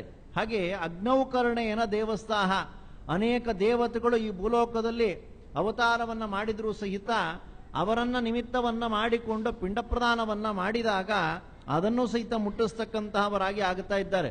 ಹಾಗಿದ್ರೆ ಯಾರಿದ್ದಾರೆ ಎಂಬುದಾಗಿ ಹೇಳಿತು ಅಂದ್ರೆ ಪುರಂದರದಾಸರೇ ಅನೇಕ ರೀತಿಯಾಗಿರ್ತಕ್ಕಂಥ ಜ್ಞಾನಿಗಳೆಲ್ಲ ಗೃಹಸ್ಥರು ಇದ್ದಾರೆ. ಅವರನ್ನ ನಿಮಿತ್ತವನ್ನ ಮಾಡಿಕೊಂಡು ಮಾಡಿರತಕ್ಕಂಥ ಪಿಂಡ ಪ್ರದಾನಾದಿಗಳೆಲ್ಲವೂ ಸಹಿತ ಅವರಿಗೆ ಹೋಗಿ ಮುಟ್ಟಿಸ್ತಕ್ಕಂತಹವನಾಗಿ ಆಗುತ್ತಾ ಇದ್ದಾನೆ ಭಗವಂತ. ಹಾಗೆ ಅಗ್ನೌಕರ್ಣೇನ ದೇವಸ್ಥಾನ ಬರೀ ದೃಷ್ಟಾಂತ ಕೊಟ್ಟಂತಹದ್ದಷ್ಟೇನೆ. ಹಾಗೆ ದೇವತೆಗಳ ಒಂದು ಗುಂಪಿನಲ್ಲಿ ಸೇರಿದ್ದರೆ ಅಂತಹ ವ್ಯಕ್ತಿಗಳಿಗೆ ಅನ್ನವನ್ನ ಅಗ್ನೌಕರಣವನ್ನ ಮಾಡಿದಾಗ ಅಥವಾ ಪಾಣಿಹೋಮವನ್ನ ಮಾಡಿದಾಗ ಭಗವಂತ ಅವರಿಗೆ ಮುಟ್ಟಿಸ್ತಾ ಇದ್ದಾರೆ. ಅದೆಲ್ಲ ಆಯ್ತು. ಎರಡನೆಯ ಪ್ರಕಾರವನ್ನ ತಿಳಿಸುತ್ತಾ ಇದ್ದಾರೆ. ಸ್ವರ್ಗದಲ್ಲಿ ಏನಾದರೂ ಸಹಿತ ಅವರ ಒಂದು ಪೂರ್ವಿಕರು ಇದ್ದರು ಉಂಟಂತ ಹೇಳಿದ್ರೆ ಸ್ವರ್ಗಸ್ಥಾಹ ವಿಪ್ರಭೋಜನೆ, ಬ್ರಾಹ್ಮಣರ ಭೋಜನವನ್ನ ಮಾಡಿಸಿದಾಗ ಅವರು ಏನು ಆ ಪದಾರ್ಥವನ್ನ ತಿಂದಿರ್ತಾರಲ್ಲ ಅದರಿಂದ ತೃಪ್ತರಾಗಿ ಆ ಪದಾರ್ಥವನ್ನ ಅವರಿಗೆ ಹೇಗೆ ಮುಟ್ಟಿಸಬೇಕೋ ಸ್ವರ್ಗಸ್ಥರಾಗಿರ್ತಕ್ಕಂತಹ ಅವರಿಗೆ ಆ ಪದಾರ್ಥವನ್ನ ಭಗವಂತ ಮುಟ್ಟಿಸ್ತಾ ಇದ್ದಾನೆ. ಇಲ್ಲಿ ವಿಪ್ರಭೋಜನೆ ಅಂತ ಹೇಳಿತು ಅಂದ್ರೆ ಬ್ರಾಹ್ಮಣರನ್ನ ಊಟ ಕುಡಿಸ್ತಾರಲ್ಲ, ಭೂರಿ ಭೋಜನ ಅಲ್ಲ. ಚಟಕ ಶ್ರಾದ್ದವನ್ನ ಮಾಡಿದಂತ ಸಂದರ್ಭದೊಳಗಡೆಗೆ 2 ಎಲೆಗಳಲ್ಲಿ ಸ್ವಲ್ಪ ಅನ್ನವನ್ನ ಪಾಯಸವನ್ನ ಹಾಕಿ ಅದಕ್ಕೆಲ್ಲ ಪರಿಶೇಚನವನ್ನ ಮಾಡಿಸಿ ತೀರ್ಥವನ್ನೆಲ್ಲವನ್ನು ಸಹಿತ ಹಾಕ್ತಾ ಇದ್ದಾರೆ. ಅಲ್ಲಿ ಮಾಡತಕ್ಕಂತಹ ಕರ್ಮಕ್ಕೆ ವಿಪ್ರಭೋಜನ ಅಂತ ಹೇಳಿ ಕರೀತಾ ಇದ್ದಾರೆ. ಹಾಗಿದ್ರೆ ಬೇರೆ ಇನ್ನು ಬ್ರಾಹ್ಮಣರನ್ನೆಲ್ಲ ಕುಡಿಸ್ತಾರಲ್ಲ ಅಂತಂದ್ರೆ ಅದಕ್ಕೆ ಬೇರೆ ಒಂದು ವರ್ಣನೆಯನ್ನ ಮಾಡ್ತಾ ಇದ್ದಾರೆ. ಹಾಗೆ ಸ್ವರ್ಗದಲ್ಲಿರತಕ್ಕಂತಹ ವ್ಯಕ್ತಿಗಳಿಗೆ ಏನಾದರೂ ಸಹಿತ ಅನ್ನವನ್ನ ಕೊಡಬೇಕಾಗಿತ್ತು ಅಂದ್ರೆ ವಿಪ್ರಭೋಜನದಿಂದ ಅವರು ತೃಪ್ತರಾಗುತ್ತಾ ಇದ್ದಾರಂತೆ. ಯಮಸ್ತಾಹ ಪಿಂಡದಾನೇನ, ಯಮಲೋಕದಲ್ಲಿ ಏನಾದರೂ ಸಹಿತ ಅವರ ಪೂರ್ವಿಕರು ಇದ್ದರೆ ಅಥವಾ ಯಮ ಮಾರ್ಗದಲ್ಲಿ ಹೋಗುತ್ತಾ ಇದ್ರು ಸಹಿತ, ಅದು ಗರುಡ ಪುರಾಣದಲ್ಲಿ ವರ್ಣನೆಯನ್ನು ಮಾಡತಕ್ಕಂತಹದ್ದು. ಅದನ್ನು ಇನ್ನೊಂದು 4-5 ದಿವಸ ಆದ್ಮೇಲೆ ಮತ್ತೆ ಶ್ರವಣವನ್ನ ಮಾಡ್ತೀರಾ. ಹಾಗೆ ಯಮಸ್ತಾಹ ಪಿಂಡದಾನೇನ, ಯಮಲೋಕದೊಳಗಡೆಗೆ ಇದ್ದರೆ ಪುಣ್ಯವನ್ನ ಮಾಡಿರ್ತಕ್ಕಂತಹ ವ್ಯಕ್ತಿಗಳು ಸಹಿತ ಯಮಲೋಕದಲ್ಲಿ ಇರುತ್ತಾರೆ. ಪಾಪವನ್ನ ಮಾಡಿರ್ತಕ್ಕಂಥ ವ್ಯಕ್ತಿಗಳು ಯಮಲೋಕಕ್ಕೆ ಹೋಗುತ್ತಾರೆ, ಶಿಕ್ಷೆಯನ್ನು ಅನುಭವಿಸಲಿಕ್ಕೋಸ್ಕರ ನರಕಾದಿಗಳ ಅನರ್ಥವನ್ನ ಹೊಂದುವಂತಹವರಾಗಿ ಆಗುತ್ತಾರೆ. ಹಾಗೆ ಯಮಲೋಕದಲ್ಲಿ ಇರುವಂತಹ ವ್ಯಕ್ತಿಗಳಾಗಿತ್ತು ಅಂದ್ರೆ ಅಂತಹ ಅವರಿಗೆ ಯಾವುದರಿಂದ ತೃಪ್ತವಾಗತ್ತೆ ಅಂತ ಹೇಳಿದ್ರೆ ಯಮಸ್ತಾಹ ಪಿಂಡದಾನೇನ, ಪಿಂಡದಾನವನ್ನ ಮಾಡಿದಾಗ ಯಮಲೋಕದಲ್ಲಿರ್ತಕ್ಕಂತಹ ಅವರಿಗೆ ತೃಪ್ತಿಯಾಗುತ್ತಾ ಇದೆಯಂತೆ. ನರಕೆ ವಿಕಿರೇಣತು, ಯಮಲೋಕಕ್ಕೆ ಹೋಗುವಂತಹ ವ್ಯಕ್ತಿಗಳು ಅಲ್ಲಿ ಹೋಗಿ ಏನು ವಿಚಾರಣೆ ಎಲ್ಲವೂ ಸಹಿತ ಆಗಿ ಇಂತಹ ವ್ಯಕ್ತಿ ನರಕಕ್ಕೆ ಹೋಗಬೇಕು ಅಂತ ಹೇಳಿ ಯಮಧರ್ಮರಾಜರು ಆಜ್ಞೆಯನ್ನ ಮಾಡಿಬಿಟ್ರೆ ಅವ್ರನ್ನೆಲ್ಲ ಕರ್ಕೊಂಡು ಹೋಗಿ ನರಕಕ್ಕೆ ಹಾಕಿ ಬಿಡ್ತಾರಂತೆ. ಅವರಿಗೆಲ್ಲರಿಗೂ ಸಹಿತ ಹೇಗೆ ಅನ್ನೋದಕಾದಿಗಳನ್ನ ಕೊಡತಕ್ಕಂತಹದ್ದು ಅಂತ ಹೇಳಿದ್ರೆ ನರಕೆ ವಿಕಿರೇಣತು, ವಿಕಿರವನ್ನ ಮಾಡಬೇಕು ಅಂತ ಹೇಳ್ತಾ ಇದ್ದಾರೆ. ಅದು ಅಗ್ನೌಕರಣವನ್ನ ಮಾಡಿದಂತಹ ಸಂದರ್ಭದೊಳಗಡೆಗೆ ಅನ್ನವನ್ನ ಸ್ವಲ್ಪ ಉಳಿಸಿರುತ್ತಾರೆ. ಆ ಅನ್ನವನ್ನ ದೊನ್ನೆಗೆ ಹಾಕೊಂಡು 2 ಬ್ರಾಹ್ಮಣರನ್ನ ಅಂದ್ರೆ ಒಳಗಡೆಗೆ ಅನ್ನ ಪಾಯಸ ಎಲ್ಲ ಬಡಿಸಿರ್ತಾರಲ್ಲ ಅದರ ಸುತ್ತಲೂ ಸಹಿತ ಅನ್ನ ನೀರನ್ನ ಅಂದ್ರೆ ಕಳಶೋದಕವನ್ನ ಚೆನ್ನಾಗಿ ಕಿವುಚಿ ಆ ಎಲೆಯ ಸುತ್ತಲೂ ಸಹಿತ ಒಂದಕ್ಕೆ ಪ್ರದಕ್ಷಿಣಾಕಾರ ಇನ್ನೊಂದಕ್ಕೆ ಅಪ್ರದಕ್ಷಿಣಾಕಾರವಾಗಿ ಹಾಕಿಸ್ತಾರೆ. ಅದಕ್ಕೆ ವಿಕಿರ ಅಂತ ಹೇಳಿ ಕರೀತಾ ಇದ್ದಾರೆ. ಅಥವಾ ಅನ್ನವನ್ನು ಸಹಿತ ಹಾಕ್ತಾ ಇದ್ದಾರೆ, ತೃಪ್ತಾಸ ಅಂತ ಹೇಳಲು ಸಹಿತ. ಆ ಸಂದರ್ಭದಲ್ಲಿ ಕೊಡತಕ್ಕಂತಹ ವಿಕಿರ ಅನ್ನ ಎಂಬತಕ್ಕಂತಹದ್ದನ್ನ ನರಕದಲ್ಲಿ ಇದ್ದಕ್ಕಂತಹ ವ್ಯಕ್ತಿಗಳಿಗೆ ಭಗವಂತ ಮುಟ್ಟಿಸುವಂತಹ ಕೆಲಸವನ್ನ ಮಾಡ್ತಾ ಇದ್ದಾನೆ. ಇದಾದ ನಂತರದೊಳಗಡೆಗೆ ಉಚ್ಚಿಷ್ಟೇನ ಪಿಶಾಚಾಹ, ಉಚ್ಚಿಷ್ಟ ಪಿಂಡ ಅಂತ ಹೇಳ್ತಾ ಇದ್ದಾರೆ. ಅದನ್ನ ಕಾಕಪಿಂಡ ಅಥವಾ ವಾಯಸ ಪಿಂಡ ಅಂತ ಹೇಳಿ ಕರೀತಾ ಇದ್ದಾರೆ. ಪಿಂಡ ಪ್ರದಾನ ಎಲ್ಲ ಆದ ನಂತರದೊಳಗಡೆಗೆ ಒಂದು ಸಣ್ಣ ಪಿಂಡವನ್ನ ಕಲಸಿಟ್ಕೊಳ್ಳಿ ಅಂತ ಹೇಳ್ತಾರೆ. ಅಂದ್ರೆ ಪಕ್ಷಮಾಸದೊಳಗಡೆಗೆ ಬೇರೆ ಪ್ರಕಾರವಾಗಿರತಕ್ಕಂಥದ್ದು, ನಿತ್ಯದಲ್ಲಿ ಮಾಡತಕ್ಕಂಥ ಕರ್ಮ ಬೇರೆ. ಅಂದ್ರೆ ಸಾಂವತ್ಸರಿಕದಲ್ಲಿ ಇರತಕ್ಕಂತಹ ಕಾಲದಲ್ಲಿ 3 ದೊಡ್ಡ ಪಿಂಡವನ್ನ ಕಟ್ಟಿಕೊಳ್ಳ್ರಿ, ಒಂದು ಸಣ್ಣ ಪಿಂಡವನ್ನ ಕಟ್ಟಿಕೊಳ್ಳಿ ಅಂತ ಹೇಳ್ತಾರೆ. ಆ ಸಣ್ಣದಾಗಿ ಇಟ್ಟಿರತಕ್ಕಂಥ ಒಂದು ಪಿಂಡವನ್ನ ಕೊನೆಯಲ್ಲೇ ಇಡಿಸ್ತಾ ಇದ್ದಾರೆ. ಇಡಿಸಿ ಅದರ ಮೇಲೆ ದೊನ್ನೆಯನ್ನ ಬೋರ್ಲ ಹಾಕಿಸ್ತಾ ಇದ್ದಾರೆ. ಏ ಅಗ್ನಿದಗ್ಧಾಹ ಅನಗ್ನಿದಗ್ಧೇಭ್ಯ ಅಸ್ಮತ್ ಕುಲ ಪಶುಯತೇಭ್ಯ ತಸ್ಮೈತೆ ಸ್ವದಾ ನಮಃ ಅಂತ ಹೇಳಿ ಪಿಂಡ ಪ್ರದಾನವನ್ನ ಮಾಡಿ ಅದರ ಮೇಲೆ ಎಳ್ಳು ಮತ್ತೆ ನೀರನ್ನ ಬಿಡಿಸ್ತಕ್ಕಂತಹವರಾಗಿ ಆಗ್ತಾ ಇದ್ದಾರೆ. ಅದಕ್ಕೆ ಉಚ್ಚಿಷ್ಟ ಪಿಂಡ ಅಂತ ಹೇಳಿ ಕರೀತಾ ಇದ್ದಾರೆ. ಅಕಸ್ಮಾತ್ ಆಗಿ ಏನಾದರೂ ಅತಿ ಪಾಪವನ್ನ ಮಾಡಿ ಪಿಶಾಚಿಗಳಾಗಿತ್ತು ಅಂತ ಹೇಳಿದ್ರೆ ಅಂತಹವರೆಗೂ ಸಹಿತ ಭಗವಂತ ಅನ್ನವನ್ನ ಮುಟ್ಟಿಸ್ತಾ ಇದ್ದಾನೆ. ಅಂದ್ರೆ ಆ ಭಗವಂತನ ಕರುಣೆ ಎಂಬತಕ್ಕಂಥದ್ದನ್ನು ಯಾರೂ ಸಹಿತ ಚಿಂತನೆ ಮಾಡ್ಲಿಕ್ಕಾಗಲ್ಲ, ಅಷ್ಟು ಅನುಗ್ರಹವನ್ನ ಮಾಡ್ತಿದ್ದಾನೆ. ಹಾಗೆ ಉಚ್ಚಿಷ್ಟೇನ ಚ ಪಿಶಾಚಾಹ, ಪಿಶಾಚಿಗಳಾಗಿತ್ತು ಅಂದ್ರೆ ಉಚ್ಚಿಷ್ಟ ಪಿಂಡದಿಂದ ತೃಪ್ತರಾಗುತ್ತಾ ಇದ್ದಾರಂತೆ. ಅಸುರಾಹ, ಅಕಸ್ಮಾತ್ ಏನಾದರೂ ಸಹಿತ ಅಸುರರಾಗಿ ಹುಟ್ಟಿಬಿಟ್ಟಿದ್ರು ಅಂತ ಹೇಳಿದ್ರೆ ಮಹಾಭಾರತದ ತಾತ್ಪರ್ಯ ನಿರ್ಣಯದೊಳಗಡೆಗೆ 32ನೇ ಅಧ್ಯಾಯದಲ್ಲಿ ವರ್ಣನೆಯನ್ನು ಮಾಡ್ತಾ ಇದ್ದಾರೆ. ಅನೇಕ ಪಾಪಗಳನ್ನ ಮಾಡಿರ್ತಕ್ಕಂಥ ವ್ಯಕ್ತಿಗಳು, ಏನು ದೈತ್ಯರುಗಳೆಲ್ಲ ಇದ್ದರಲ್ಲ, ಭೀಮಸೇನ ದೇವರಿಂದ ಹತರಾಗಿರತಕ್ಕಂತಹ ಅವರೆಲ್ಲರೂ ಸಹಿತ ಸುಖವನ್ನ ಅನುಭವಿಸುವಂತ ಪ್ರಾರಬ್ಧ ಇತ್ತು ಅಂದ್ರೆ ಅಲ್ಲೆಲ್ಲ ಅನುಭವಿಸ್ತಾರೆ. ಹೆಚ್ಚಿಗೆ ಇಲ್ಲವೇ ಇಲ್ಲ ಅಂತ ಇಟ್ಕೊಳ್ರಿ ಅವರಿಗೆಲ್ಲ. ಕೊನೆಯಲ್ಲಿ ಯಾವ ಪ್ರಕಾರವಾಗಿ ಅವರು ಭೂಲೋಕದಲ್ಲಿ ಬರ್ತಾರೆ ಅಂತಂದ್ರೆ ರಾಕ್ಷಸರಾಗಿ ಪಿಶಾಚಿಗಳಾಗಿ ಹುಟ್ಟುವಂತಹ ಅವರಾಗುತ್ತಾ ಇದ್ದಾರೆ. ಅನೇಕ ಧರ್ಮದ ವಿರುದ್ಧವಾಗಿರ್ತಕ್ಕಂಥ ಕಾರ್ಯವನ್ನೆಲ್ಲ ಮಾಡ್ತಾರೆ ಅಂತ ಹೇಳ್ತಾ ಇದ್ದಾರೆ. ಹಾಗೆ ಅಸುರರಾಗಿ ಹುಟ್ಟಿದಂತಹ ಸಂದರ್ಭದೊಳಗಡೆಗೆ ಅಸುರಾಹ ಭೂರಿ ಭೋಜನಾತ್, ಅಂದ್ರೆ ಶ್ರಾದ್ದವನ್ನೆಲ್ಲ ಮುಗಿಸಿದ ನಂತರದೊಳಗಡೆಗೆ ಬ್ರಾಹ್ಮಣರನ್ನ ಮನೆಗೆ ಕರೆದು ಭೋಜನವನ್ನ ಹಾಕುತ್ತಾ ಇದ್ದಾರಲ್ಲ, ಅದಕ್ಕೆ ಭೂರಿ ಭೋಜನ ಅಂತ ಹೇಳಿ ಕರೀತಾ ಇದ್ದಾರೆ. ಆ ಭೂರಿ ಭೋಜನವನ್ನ ಮಾಡಿಸಿದಾಗ ಯಾರಾದರೂ ಅಸುರರಾಗಿತ್ತು ಅಂದ್ರೆ ಅಂತಹ ಅವರಿಗೆ ಈ ಪದಾರ್ಥ ಎಂಬತಕ್ಕಂತಹದ್ದನ್ನು ಭಗವಂತ ಮುಟ್ಟಿಸ್ತಕ್ಕಂತಹವನಾಗಿ ಆಗುತ್ತಾ ಇದ್ದಾನೆ. ಅಕಸ್ಮಾತ್ ಆಗಿ ಮನುಷ್ಯರಾಗಿ ಹುಟ್ಟಿದ್ರೆ ಏನು ಮಾಡಬೇಕು ಅಂತ ಹೇಳಿದ್ರೆ ಅದಕ್ಕೂ ಸಹಿತ ಉತ್ತರವನ್ನ ಕೊಡ್ತಾ ಇದ್ದಾರೆ. ಅದಕ್ಕೋಸ್ಕರ ಕೊನೆಯದನ್ನ ಇಟ್ಟುಬಿಟ್ಟಿದ್ದಾರೆ ಮನುಷ್ಯರಿಗೆ. ಅದನ್ನ ದಾಸರು ಸಹಿತ ಬಹಳ ಚೆನ್ನಾಗಿ ವರ್ಣನೆಯನ್ನು ಮಾಡ್ತಾ ಇದ್ದಾರೆ. ಆರೋಹಿತವರು ನಿನಗೆ ಈ ಮೂವರೊಳಗೆ, ಯಾರು ನಿನಗೆ ಹಿತರಾಗಿದ್ದಾರೆ ಮೂರೊಳಗಡೆಗೆ, ಧಾರುಣಿಯೋ ಭೂಮಿನ ಅಥವಾ ವನಿತೆಯೋ, ಧಾರುಣಿಯೋ ಬಲುದನದ ಸಿರಿಯೋ, ಹೆಣ್ಣ ಅಥವಾ ಮಣ್ಣ, ಸಿರಿನ ಅಂತ ಹೇಳ್ತಿದ್ದಾರೆ. ಅದಕ್ಕೋಸ್ಕರ ಬಲುದನದ ಸಿರಿಯೋ ಅಂತ ಹೇಳ್ತಾ ಇದ್ದಾರೆ. ದುಡ್ಡನ್ನು ಯಾರು ಸಹಿತ ಬೇಡ ಅನ್ನೋದಿಲ್ಲ. 90 ವರ್ಷ ಆಗೋಗ್ಬಿಟ್ಟಿತ್ತು ಅಂತ ಹೇಳಿದ್ರು ಸಹಿತ ಅಂತವ್ರನ್ನೋ ಕೇಳ್ರಿ ಅಲ್ವೇ, ನಿಮಗೊಂದು ಸೈಟ್ ಕೊಡ್ತೀವಿ ಅಂತಂದ್ರೆ ನಂಗೇನು ಬೇಡಪ್ಪ ಇದೆ ಸಾಕು ಅಂತಂತಾರೆ. ಅಲ್ಲೇ ನಿಮ್ಮ ಅಕೌಂಟ್ ಒಳಗಡೆಗೆ ಅಲ್ಲ ಅವನಿಗೆ ಜ್ಞಾನ ನೆಟ್ಟಿಗಿರ್ಬೇಕು ಅಷ್ಟೇನೇನೆ. ಒಂದು 25,000 ಕೊಡಬೇಕು ಅಂತಿದ್ದೀನಿ ಅಂತಂದ್ರೆ ಮೊದಲು ಕೊಡಿ ಅಂತ ಹೇಳ್ತಾರಂತೆ. ಅಂದ್ರೆ ಸಾಯುವಂತಹ ವ್ಯಕ್ತಿಯೂ ಸಹಿತ ಆ ಹಣದ ಮೇಲೆ ವ್ಯಾಮೋಹವನ್ನ ಬಿಡೋದಿಲ್ಲವಂತೆ. ಅದಕ್ಕೆ ವಾದರಾಜರು ಹೇಳ್ತಾ ಇದ್ದಾರೆ, ಹಣವೇ ನಿನ್ನಯ ಗುಣ ಎಷ್ಟು ವರ್ಣಿಸಲಿ, ಹಣವಿಲ್ಲದವನೊಬ್ಬ ಹೆಣಕ್ಕಿಂತ ಕಡೆಯೋ, ಉಪಯೋಗನೇ ಇಲ್ಲ ಅಂತ ಹೇಳ್ತಾ ಇದ್ರೆ. ಹಣ ಇತ್ತು ಅಂದ್ರೆ ಅವನಿಗೊಂದು ಬೆಲೆ ಎಂಬತಕ್ಕಂಥದ್ದು ಇರುತ್ತಂತೆ. ಆ ಪ್ರಕಾರವಾಗಿ ಕೊನೆಯಲ್ಲಿ ಮನುಷ್ಯನಾಗಿ ಏನಾದ್ರು ಸಹಿತ ಹುಟ್ಟಿದ್ರೆ ಅವನಿಗೆ ಏನು ಮಾಡಬೇಕು ಅಂತ ಹೇಳ್ತಾ ಇದ್ದಾರೆ. ದಕ್ಷಿಣೇನ ಮನುಷ್ಯಾದ್ಯಾಹ, ಮನುಷ್ಯನಾಗಿ ಹುಟ್ಟಿಬಿಟ್ಟಿತ್ತು ಅಂದ್ರೆ ದಕ್ಷಿಣೆಯನ್ನ ಕೊಡ್ತಾರಂತೆ ಬ್ರಾಹ್ಮಣರಿಗೆಲ್ಲರಿಗೂ ಸಹಿತ. ಆ ದಕ್ಷಿಣೆ ಕೊಡೋದ್ರೊಳಗಡೆಗೆ ಮನುಷ್ಯ ತೃಪ್ತನಾಗಿ ಬಿಡ್ತಾನಂತೆ. ಇದು ಅವನಿಗೆ ಸೇರತಕ್ಕಂತ ಒಂದು ಅನ್ನ. ದುಡ್ಡಿಂದ ಏನ್ ಮಾಡ್ಬೋದು ಆಚಾರ್ಯ, ಅನ್ನನಾದು ಅಂತ ಹೇಳ್ತು ಅಂದ್ರೆ ಅಕ್ಕಿ ತಗೋಬಹುದು, ಕೊಂಡ್ಕೋಬಹುದು ಅಷ್ಟೇನೆ. ಹಾಗೆ ದಕ್ಷಿಣೆಯನ್ನ ಕೊಟ್ಟಂತ ಸಂದರ್ಭದೊಳಗಡೆಗೆ ಆ ಮನುಷ್ಯನಾಗಿ ಹುಟ್ಟಿತ್ತು ಅಂದ್ರೆ ಅವನಿಗೆ ಸಂತೋಷ ಎಂಬತಕ್ಕಂಥದ್ದಾಗತ್ತಂತೆ. ಹೀಗೆ ಶ್ರಾದ್ಧೆ ಸಪ್ತ ವಿಧೀಯತೆ, ಈ ಪ್ರಕಾರವಾಗಿ 7 ರೀತಿಯಾಗಿರತಕ್ಕಂತಹ ಅನ್ನವನ್ನ ಚಿಂತನೆಯನ್ನ ಮಾಡತಕ್ಕಂತಹ ಅವರಾಗಿ ಆಗಬೇಕು ಅಂತ ಹೇಳ್ತಾ ಇದ್ದಾರೆ. ನಚಿಕೇತ ಎಂಬತಕ್ಕಂತಹ ಒಬ್ಬ ಋಷಿಕುಮಾರರು, ಉದ್ದಾಲಕ ಎಂಬತಕ್ಕಂತಹ ಮಹಾನ್ ವ್ಯಕ್ತಿಗಳ ಮಕ್ಕಳು ಇಬ್ಬರು. ಒಬ್ಬರು ಶ್ವೇತಕೇತು ಎಂಬತಕ್ಕಂತಹವರು, ಇನ್ನೊಬ್ಬರು ನಚಿಕೇತ ಎಂಬತಕ್ಕಂತಹವರು.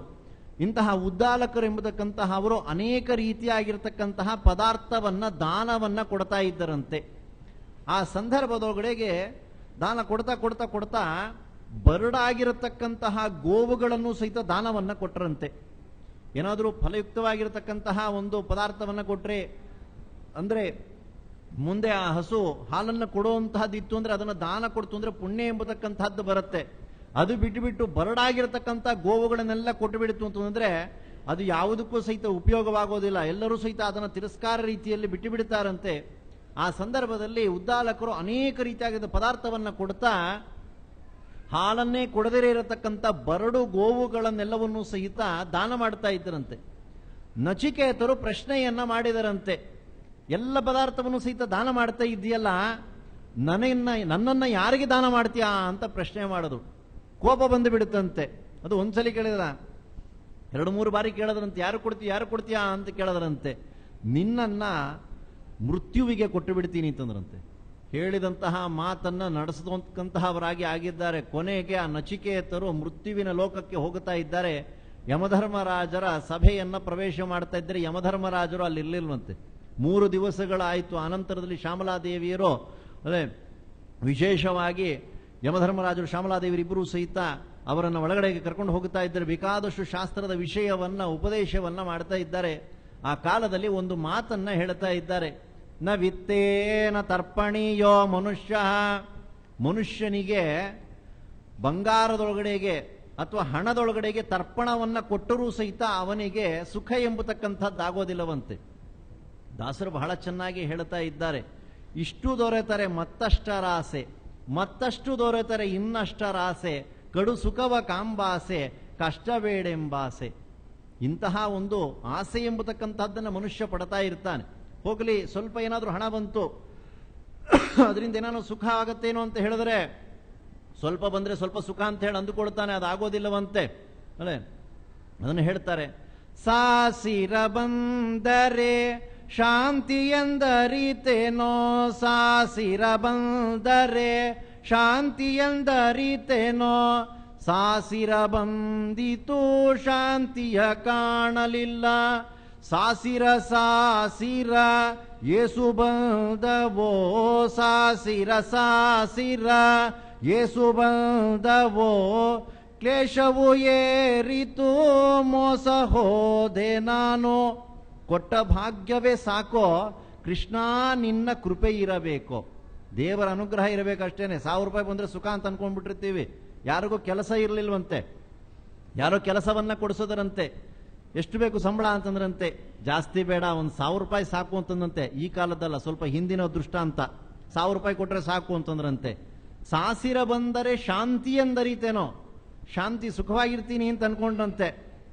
ಶಾಂತಿಯ ಕಾಣಲಿಲ್ಲ. 1000 ರೂಪಾಯಿ ಬಂತು ಅಂದ್ರೆ ಯಾರಿಗ್ರಿ ಸಾಕಾಗತ್ತೆ ಅಂತಂದಂತೆ. 1-2 ವರ್ಷ ಆಗಿದ ತಕ್ಷಣ ಮತ್ತೇನ್ ಮಾಡಬೇಕು ಅಂತಂದ್ರಂತೆ. ಸ್ವಲ್ಪ ಜಾಸ್ತಿ ಮಾಡಿಸ್ತೀರಾ ಹೇಳಿ ಅಂತಂದ್ರಂತೆ. ಸಾಸಿರ ಬಂದರೆ ಶಾಂತಿ ಎಂದರಿತೇನೋ, ಸಾಸಿರ ಬಂದಿದ್ದು ಶಾಂತಿಯ ಕಾಣಲಿಲ್ಲ. ಕೊನೆಗೆ ಸಾಸಿರ ಸಾಸಿರ ಏಸು ಬಂದವೋ. ಸಾಫ್ಟ್ವೇರ್ಗಳು ಎಷ್ಟು ತಗೊಳ್ತಾರೆ ಅಂತಂದ್ರೆ 1,80,000, 1,50,000 ಲಕ್ಷ ಹೀಗೆಲ್ಲ ತಗೊಳ್ತಾ ಇರ್ತಾರೆ. ಸಾಸಿರ ಸಾಸಿರ ಏಸು ಬಂದವೋ. ಹೋಗ್ಲಿ, ಅಷ್ಟೆಲ್ಲ ಲಕ್ಷ ಬಂತಲ್ಲ, ಸುಖವಾಗಿ ಇದ್ದೇನೋ ಅಂತಂದ್ರೆ, ಸಾಸಿರ ಬಂದರೆ ಶಾಂತಿ ಎಂದರಿತೇನೋ, ಸಾಸಿರ ಬಂದಿದ್ದು ಶಾಂತಿಯ ಕಾಣಲಿಲ್ಲ. ಸಾಸಿರ ಸಾಸಿರ ಏಸು ಬಂದವೋ. ಎಷ್ಟು ಸಾವಿರ ಸೇರ್ಕೊಳ್ಳುತ್ತೆ ಲಕ್ಷಕ್ಕೆ, ಲೆಕ್ಕ ಹಾಕೊಳ್ರಿ. ಕ್ಲೇಶವು ಏರಿತು ಮೋಸ ಹೋದೆ ನಾನು. ದುಡ್ಡು ಬರ್ತಾ ಇದೆ, ಹೇಗೆ ಖರ್ಚು ಮಾಡಬೇಕು ಅಂತ ಗೊತ್ತಿಲ್ಲ. ಒಳ್ಳೆ ಟ್ಯಾಕ್ಸು, ಇನ್ನೊಂದು ಮತ್ತೊಂದು, ಲೋಕದ ಮಾತು ಸಾಕಾಗೋಗ್ಬಿಡುತ್ತೆ, ಬೇಡ. ಹಾಗೆಯೇ ಈ ಮನುಷ್ಯನಿಗೆ ಹಣವನ್ನ ಕೊಡಲಿಕ್ಕೆ ಪ್ರಾರಂಭವನ್ನ ಮಾಡಿದ್ರೆ ಯಾವಾಗ ಅವನಿಗೆ ತೃಪ್ತಿ ಆಗತ್ತೆ ಅಂತಂದ್ರೆ ಯಾವ ಕಾಲದಲ್ಲಿಯೂ ಸಹಿತ ತೃಪ್ತಿ ಎಂಬತಕ್ಕಂತಹದ್ದು ಆಗೋದೇ ಇಲ್ಲ ಅಂತ ಹೇಳ್ತಾ ಇದ್ದಾರೆ. ಈ ಪ್ರಕಾರವಾಗಿ ನವಿತ್ತೇನ ತರ್ಪಣೀಯೋ ಮನುಷ್ಯ, ದುಡ್ಡಿನಲ್ಲಿ ತರ್ಪಣವನ್ನ ಕೊಟ್ರೆ ಆ ಮನುಷ್ಯನಿಗೆ ತೃಪ್ತಿ ಎಂಬತಕ್ಕಂಥದ್ದಾಗಲ್ಲ.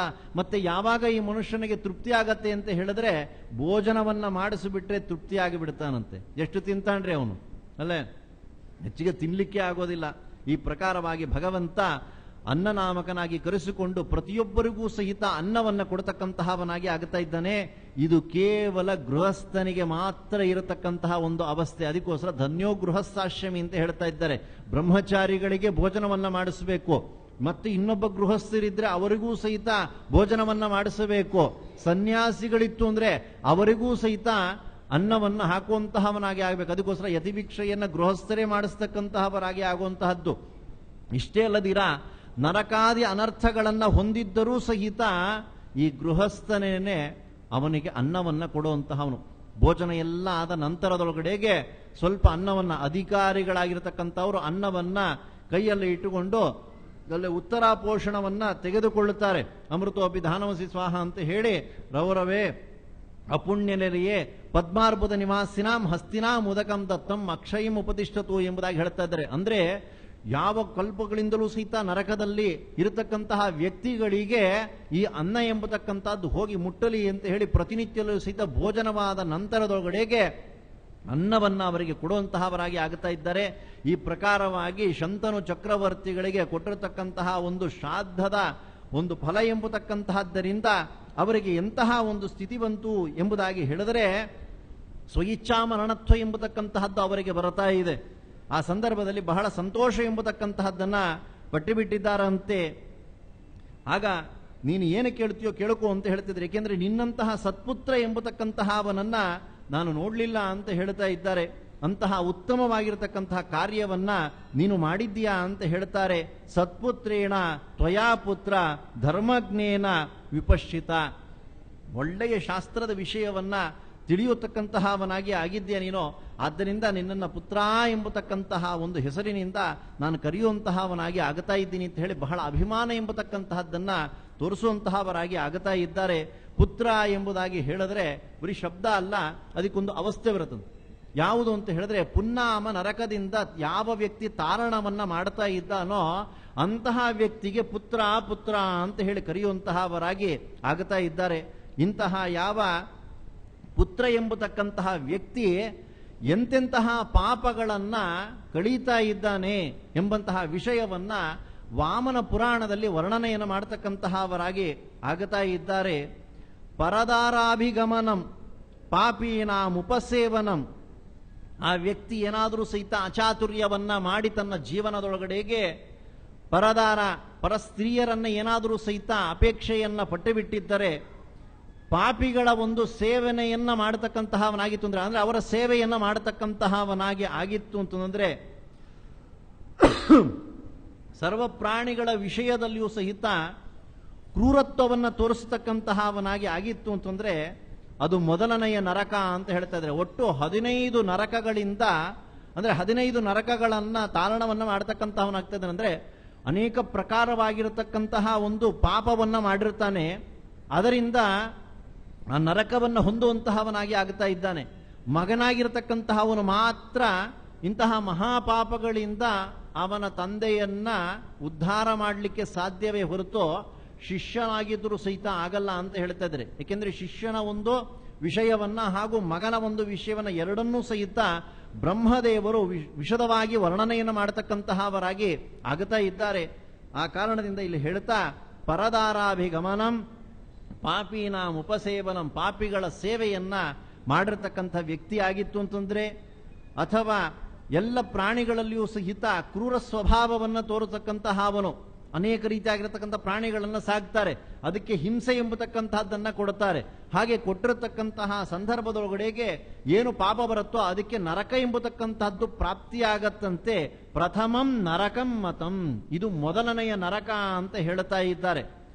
ಎರಡನೆಯ ನರಕ ಯಾವುದು ಎಂಬುದಾಗಿ ಹೇಳಿತು ಅಂತಂದ್ರೆ, ಫಲಸ್ತೇಯಂ ಮಹಾಪಾಪಂ, ಹಣ್ಣನ್ನ ಕದಿಯತಕ್ಕಂಥದ್ದು.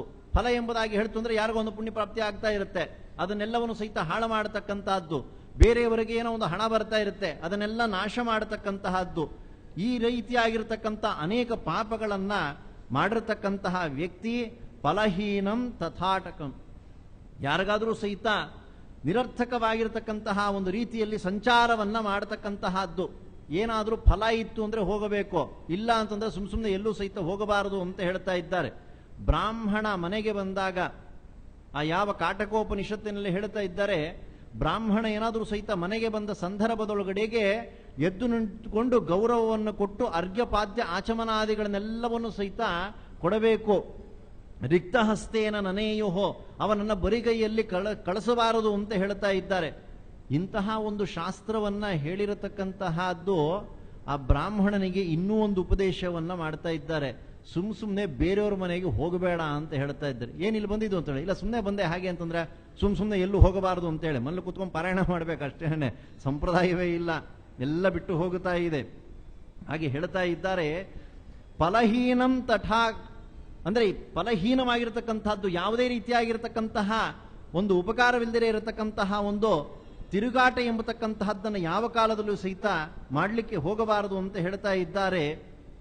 ಛೇದನಂ ವೃಕ್ಷ ಜಾತೀನಾಂ, ಉತ್ತಮವಾಗಿರತಕ್ಕಂತಹ ಒಂದು ಮರಗಳನ್ನ ನಾಶ ಮಾಡತಕ್ಕಂತಹವನಾದರೆ ದ್ವಿತೀಯಂ ನರಕಂ ಸ್ಮೃತಂ, ಅದು ಎರಡನೆಯ ನರಕ ಅಂತ ಹೇಳ್ತಾ ಇದ್ದಾರೆ. ಇನ್ನ ಮೂರನೆಯ ನರಕ ಎಂಬತಕ್ಕಂತಹದ್ದನ್ನ ವರ್ಣನೆಯನ್ನ ಮಾಡ್ತಾ ಇದ್ದಾರೆ. ನಿಷಿದ್ಧವಾಗಿರತಕ್ಕಂತಹ ಕರ್ಮವನ್ನ ಮಾಡತಕ್ಕಂತಹದ್ದು, ಯಾವುದು ಶಾಸ್ತ್ರದಲ್ಲಿ ಮಾಡಬೇಕು ಅಂತ ಹೇಳಿದೆಯೋ ಆ ಕರ್ಮವನ್ನ ಮಾಡಬೇಕು, ಯಾವುದನ್ನ ಮಾಡಬಾರದು ಅಂತ ಹೇಳಿದಾರೋ ಅದನ್ನು ಬಿಟ್ಟು ಬಿಡಬೇಕು. ಅದನ್ನು ಶ್ರೀಮದಾಚಾರ್ಯ ಹೇಳ್ತಾ ಇದ್ದಾರೆ, ಯಾವುದು ವಿಧಿ ಯಾವುದು ನಿಷೇಧ ಅಂತ ಹೇಳಿ.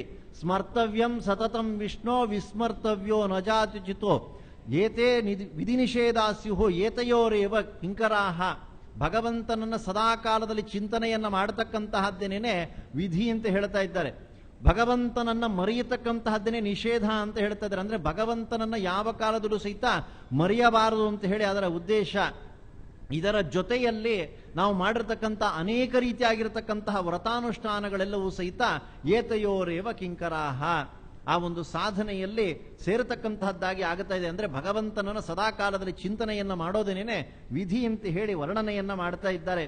ಹಾಗೆ ಶಾಸ್ತ್ರದಲ್ಲಿ ವಿಹಿತವಾಗಿರತಕ್ಕಂಥ ಕರ್ಮವನ್ನ ಬಿಟ್ಟು ವಿರುದ್ಧವಾಗಿರತಕ್ಕಂತಹ ಧರ್ಮವನ್ನ ಯಾವ ವ್ಯಕ್ತಿ ಮಾಡುವಂತಹವನಾಗಿ ಆಗುತ್ತಾ ಇದ್ದಾನೋ ಅವಧ್ಯನನ್ನ ವಧಿಸತಕ್ಕಂತಹದ್ದು.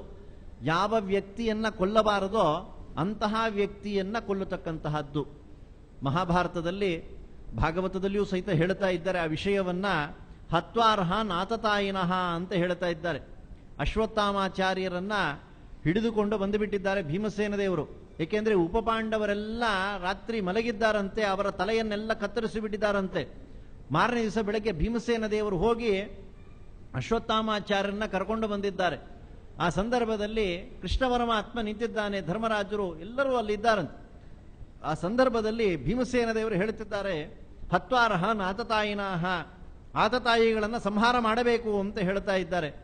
ಆಗ ಧರ್ಮರಾಜರು ಹೇಳ್ತಾ ಇದ್ದಾರೆ, ಇಲ್ಲ ಇಲ್ಲ, ಗುರುಪುತ್ರ ಆಗಿರತಕ್ಕಂತಹ ಅವರು ಅಷ್ಟೇ ಅಲ್ಲದಿರ ಬ್ರಾಹ್ಮಣರ ಕುಲದಲ್ಲಿ ಬಂದಿದ್ದಾರೆ, ಇವರನ್ನ ಕೊಲ್ಲಬಾರದು ಅಂತ ಹೇಳಿ. ಕೃಷ್ಣ ಪರಮಾತ್ಮ ಸುಮ್ಮನಿರಬೇಕೋ ಬೇಡವೋ? ಪರಮಾತ್ಮ ಹೇಳ್ತಾ ಇದ್ದಾನೆ, ಭೀಮಸೇನ ದೇವರು ಕೊಲ್ಲಬೇಕು ಅಂತಂದ್ರೆ ಹೌದು ಕೊಲ್ಲಬೇಕು ಅಂತಂದ್ರಂತೆ. ಧರ್ಮರಾಜರು ಹೇಳ್ತಾ ಇದ್ದಾರೆ ಕೊಲ್ಲಬಾರದು ಅಂತಂದ್ರೆ ಹೌದು ಕೊಲ್ಲಬಾರದು ಅಂತ ಹೇಳ್ತಾ ಇದ್ದಾರೆ. ಏನು ಅರ್ಥವಾಗತ್ತಾ ಅಂತ ಹೇಳಿದ್ರೆ ಕೊಲ್ಲಬೇಕು ಅಂತ ಹೇಳ್ತಾರೆ, ಕೊಲ್ಲಬಾರದು ಅಂತ ಹೇಳ್ತಾ ಇದ್ದಾರೆ. ಅರ್ಥವೇ ಆಗದಿರತಕ್ಕಂಥ ಒಂದು ಸನ್ನಿವೇಶ ಬಂದು ಬಿಡುತ್ತೆ.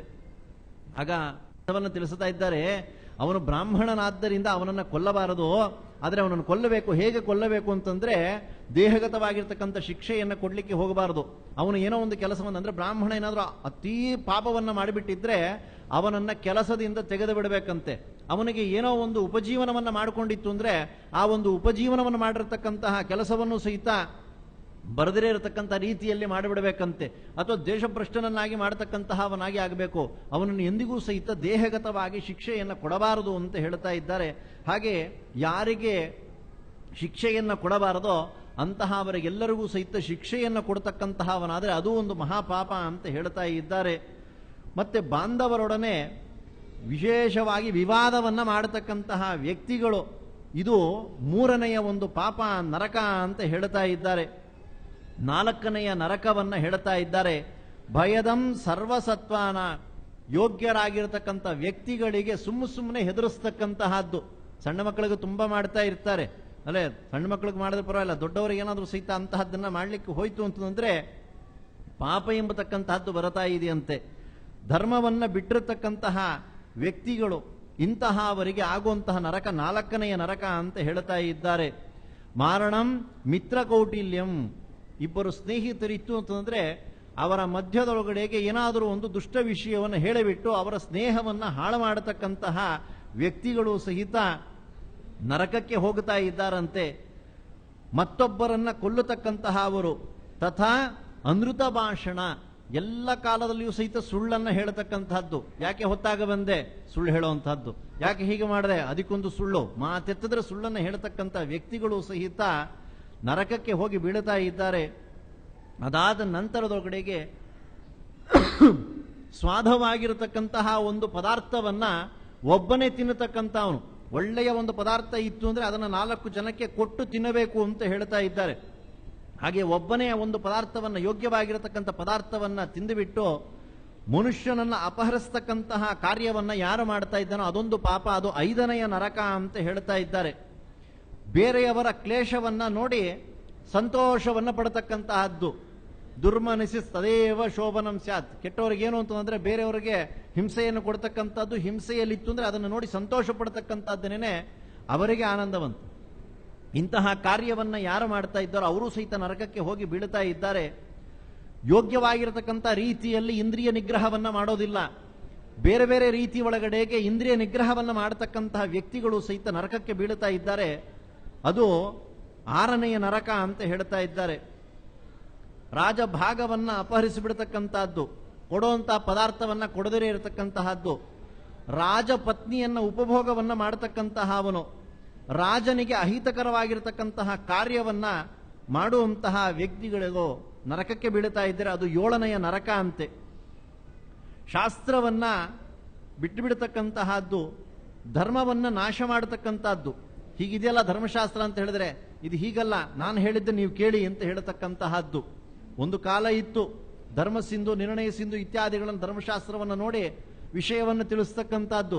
ಈಗಿನ ಕಾಲದಲ್ಲಿ ಅದೆಲ್ಲ ಹೊರಟೋಗ್ಬಿಡ್ತು, ಅನುಕೂಲ ಸಿಂಧು ಬಂದುಬಿಟ್ಟಿದೆ. ಇವನಿಗೆ ಏನು ಬೇಕೋ ಅದು ಮಾಡ್ಬೇಕು, ಅವ ಮಾಡ್ಬಿಡಿ ಅಂತ ಹೇಳ್ತಾರೆ. ಹೀಗೆ ಮಾಡ್ಬೋದಾ, ಹೀಗೆ ಮಾಡ್ಬಿಡಿ ಅಂತ ಹೇಳಿ, ಅಂದ್ರೆ ಅನುಕೂಲ ಸಿಂಧುವೇನೇನು ಹೆಚ್ಚಾಗಿ ಆಗುತ್ತಾ ಇದೆ.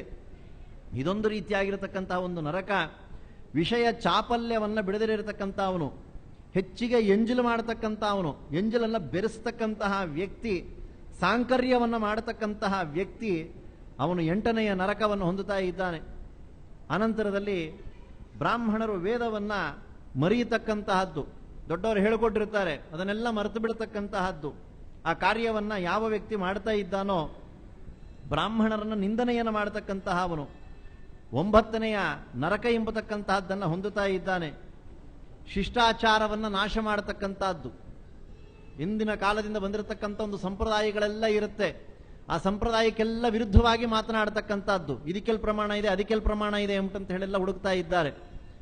ಇಂತಹ ವ್ಯಕ್ತಿಗಳನ್ನು, ಮತ್ತೆ ಶಿಷ್ಟರನ್ನ ದ್ವೇಷವನ್ನ ಮಾಡತಕ್ಕಂತಹ ವ್ಯಕ್ತಿಗಳು, ಮಕ್ಕಳನ್ನ ಕೊಲ್ಲತಕ್ಕಂತಹ ಅವರು, ಮತ್ತೆ ಶಾಸ್ತ್ರವನ್ನ ಅಪಲಾಪವನ್ನ ಮಾಡತಕ್ಕಂತಹ ವ್ಯಕ್ತಿಗಳು, ಧರ್ಮವನ್ನ ಅಪಹರಿಸತಕ್ಕಂತಹ ಅವರು ನರಕಕ್ಕೆ ಹೋಗುತ್ತಾ ಇದ್ದರೆ ಅದು 10ನೆಯ ನರಕ ಅಂತ ಹೇಳ್ತಾ ಇದ್ದಾರೆ.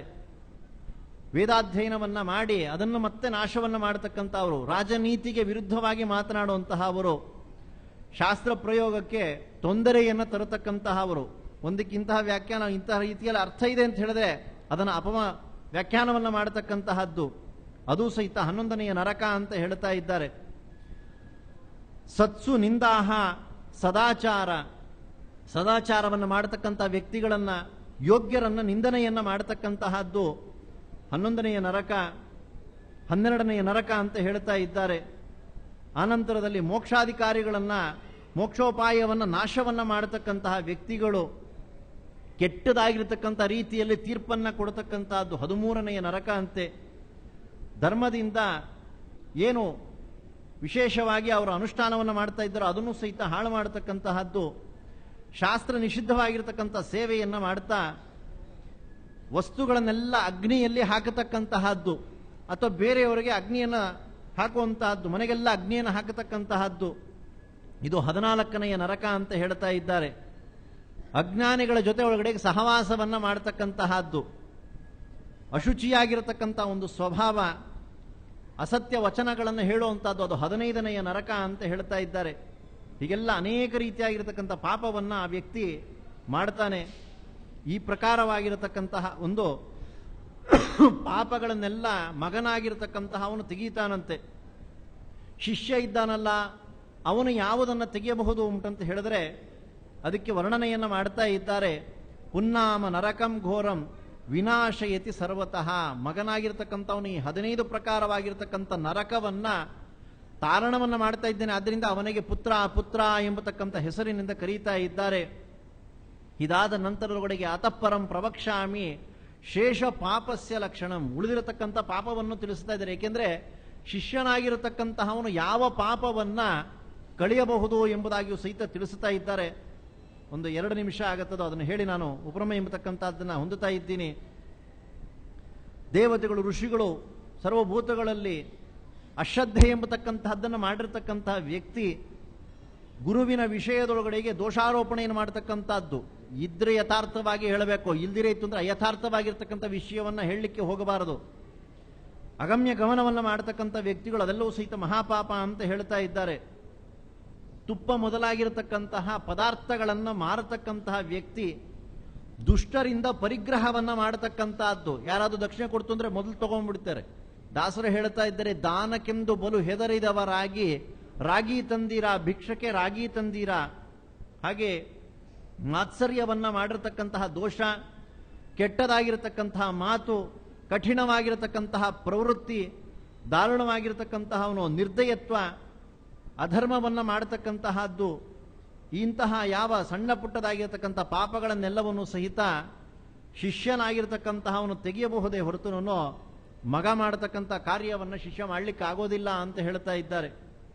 ಹೀಗೆ ಆ ಮಗನಾಗಿರತಕ್ಕಂತಹ ಅವನು ಮಾಡುವಂತಹ ಒಂದು ಧರ್ಮದ ಅನುಷ್ಠಾನವನ್ನೆಲ್ಲವನ್ನು ಸಹಿತ ಹೇಳ್ತಾ ಇದ್ದಾರೆ. ಹಾಗೆ ನೀನು ಸತ್ಪುತ್ರನಾಗಿರತಕ್ಕಂತಹ ಅವನು ಅಂತ ಹೇಳಿ ಶಂತನು ಚಕ್ರವರ್ತಿಗಳು ಭೀಷ್ಮಾಚಾರ್ಯರಿಗೆ ವಿಶೇಷವಾಗಿ ಒಂದು ಆದರವನ್ನು ಮಾಡತಕ್ಕಂತಹವರಾಗಿ ಆಗ್ತಾ ಇದ್ದಾರೆ. ಅದರಿಂದ ಸತ್ಪುತ್ರೇಣ ತ್ವಯಾ ಪುತ್ರ ಧರ್ಮಜ್ಞೇನ ವಿಪಶ್ಚಿತ, ಎಲ್ಲ ಧರ್ಮವನ್ನು ಸಹಿತ ನೀನು ತಿಳ್ಕೊಂಡಿರತಕ್ಕಂತಹವನಾಗಿ ಆಗಿದ್ಯಾ.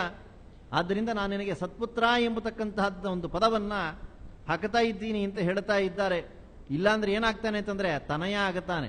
ತನು ಈ ದೇಹದಿಂದ ಬಂದಿರತಕ್ಕಂಥ ಅವನು ಅಷ್ಟೇನೇನೆ, ಇನ್ಯಾವುದಕ್ಕೂ ಉಪಯೋಗ ಇಲ್ಲ ಅಂತ ಹೇಳ್ತಾ ಇದ್ದಾರೆ. ಪ್ರಮಾಣಂ ಯದಿ ಕುರುತೆ ಧರ್ಮಚಾರೇಶು ಪಾರ್ಥಿವ, ಯಾವ ವ್ಯಕ್ತಿ ದೊಡ್ಡವನು ಒಂದು ಧರ್ಮವನ್ನು ಮಾಡಿದರೆ ಅದನ್ನ ಎಲ್ಲ ಪ್ರಜೆಗಳು ಸಹಿತ ಅದನ್ನು ಅನುಷ್ಠಾನವನ್ನು ಮಾಡತಕ್ಕಂತಹವರಾಗಿ ಆಗತಾ ಇದ್ದಾರೆ. ತಸ್ಮಾತ್ ತಾವಹಂ ಸುಪ್ರೀತಃ ಪ್ರೀತ್ಯಾಚ ವರಮುತ್ತಮ, ಆದ್ದರಿಂದ ನಿನಗೆ ಉತ್ತಮವಾಗಿರತಕ್ಕಂತಹ ಒಂದು ವರವನ್ನ ಕೊಡ್ತಕ್ಕಂತಹವನಾಗಿ ಆಗತಾ ಇದ್ದೀನಿ. ಸ್ವಇಚ್ಛಾ ಮರಣ ಎಂಬತಕ್ಕಂಥದ್ದು ನಿನಗೆ ಬರಲಿ ಅಂತ ಹೇಳಿ ಅವರಿಗೆ ಆಶೀರ್ವಾದವನ್ನು ಮಾಡ್ತಾ ಇದ್ದಾರೆ. ಅಷ್ಟೇ ಅಲ್ಲದಿರ ಇನ್ನೇನು ಬೇಕು ವರ ಕೇಳುಕೋ, ಅದನ್ನೆಲ್ಲ ನಾನು ನಿನಗೆ ಕೊಡ್ತೀನಿ ಅಂತ ಹೇಳಿ ಮತ್ತೆ ಅವರನ್ನು ಪ್ರಶ್ನೆ ಮಾಡಿದಾಗ ಶಂತನು ಚಕ್ರವರ್ತಿಗಳನ್ನು ಉದ್ದೇಶವನ್ನು ಮಾಡಿಕೊಂಡು ಭೀಷ್ಮಾಚಾರ್ಯರು ಆ ಪಿತೃಗಳ ವಿಷಯ ಎಂಬತಕ್ಕಂಥದ್ದು ಇದ್ದಲ್ಲ ಅದನ್ನು ಇನ್ನಿಷ್ಟು ವಿಶದವಾಗಿ ನನಗೆ ತಿಳಿಸಬೇಕು ಅಂತ ಹೇಳಿ ಪ್ರಾರ್ಥನೆಯನ್ನು ಮಾಡಿದಾಗ ಶಂತನು ಚಕ್ರವರ್ತಿಗಳು ಆ ಪಿತೃಗಳ ವಿಷಯವನ್ನ 7 ಪ್ರಕಾರವಾಗಿರತಕ್ಕಂತಹ ಪಿತೃಗಳ ಗಣ ಎಂಬತಕ್ಕಂಥದ್ದಿದೆ, ಅದರ ವರ್ಣನೆಯನ್ನು ಮಾಡ್ತಾ ಇದ್ದಾರೆ. ಸುಮಾರು 12 ಪುರಾಣಗಳಲ್ಲಿ ಆ 7 ಗಣಗಳಿಂದ ಯುಕ್ತರಾಗಿರತಕ್ಕಂತಹ ಪಿತೃಗಣದ ವಿಷಯವನ್ನು ವರ್ಣನೆಯನ್ನು ಮಾಡ್ತಾ ಇದ್ದಾರೆ. ಸುಮಾರು 4-5 ಪುರಾಣಗಳ ವಿಷಯವನ್ನ ಸಂಗ್ರಹವನ್ನ ಮಾಡಿದ್ದೀನಿ.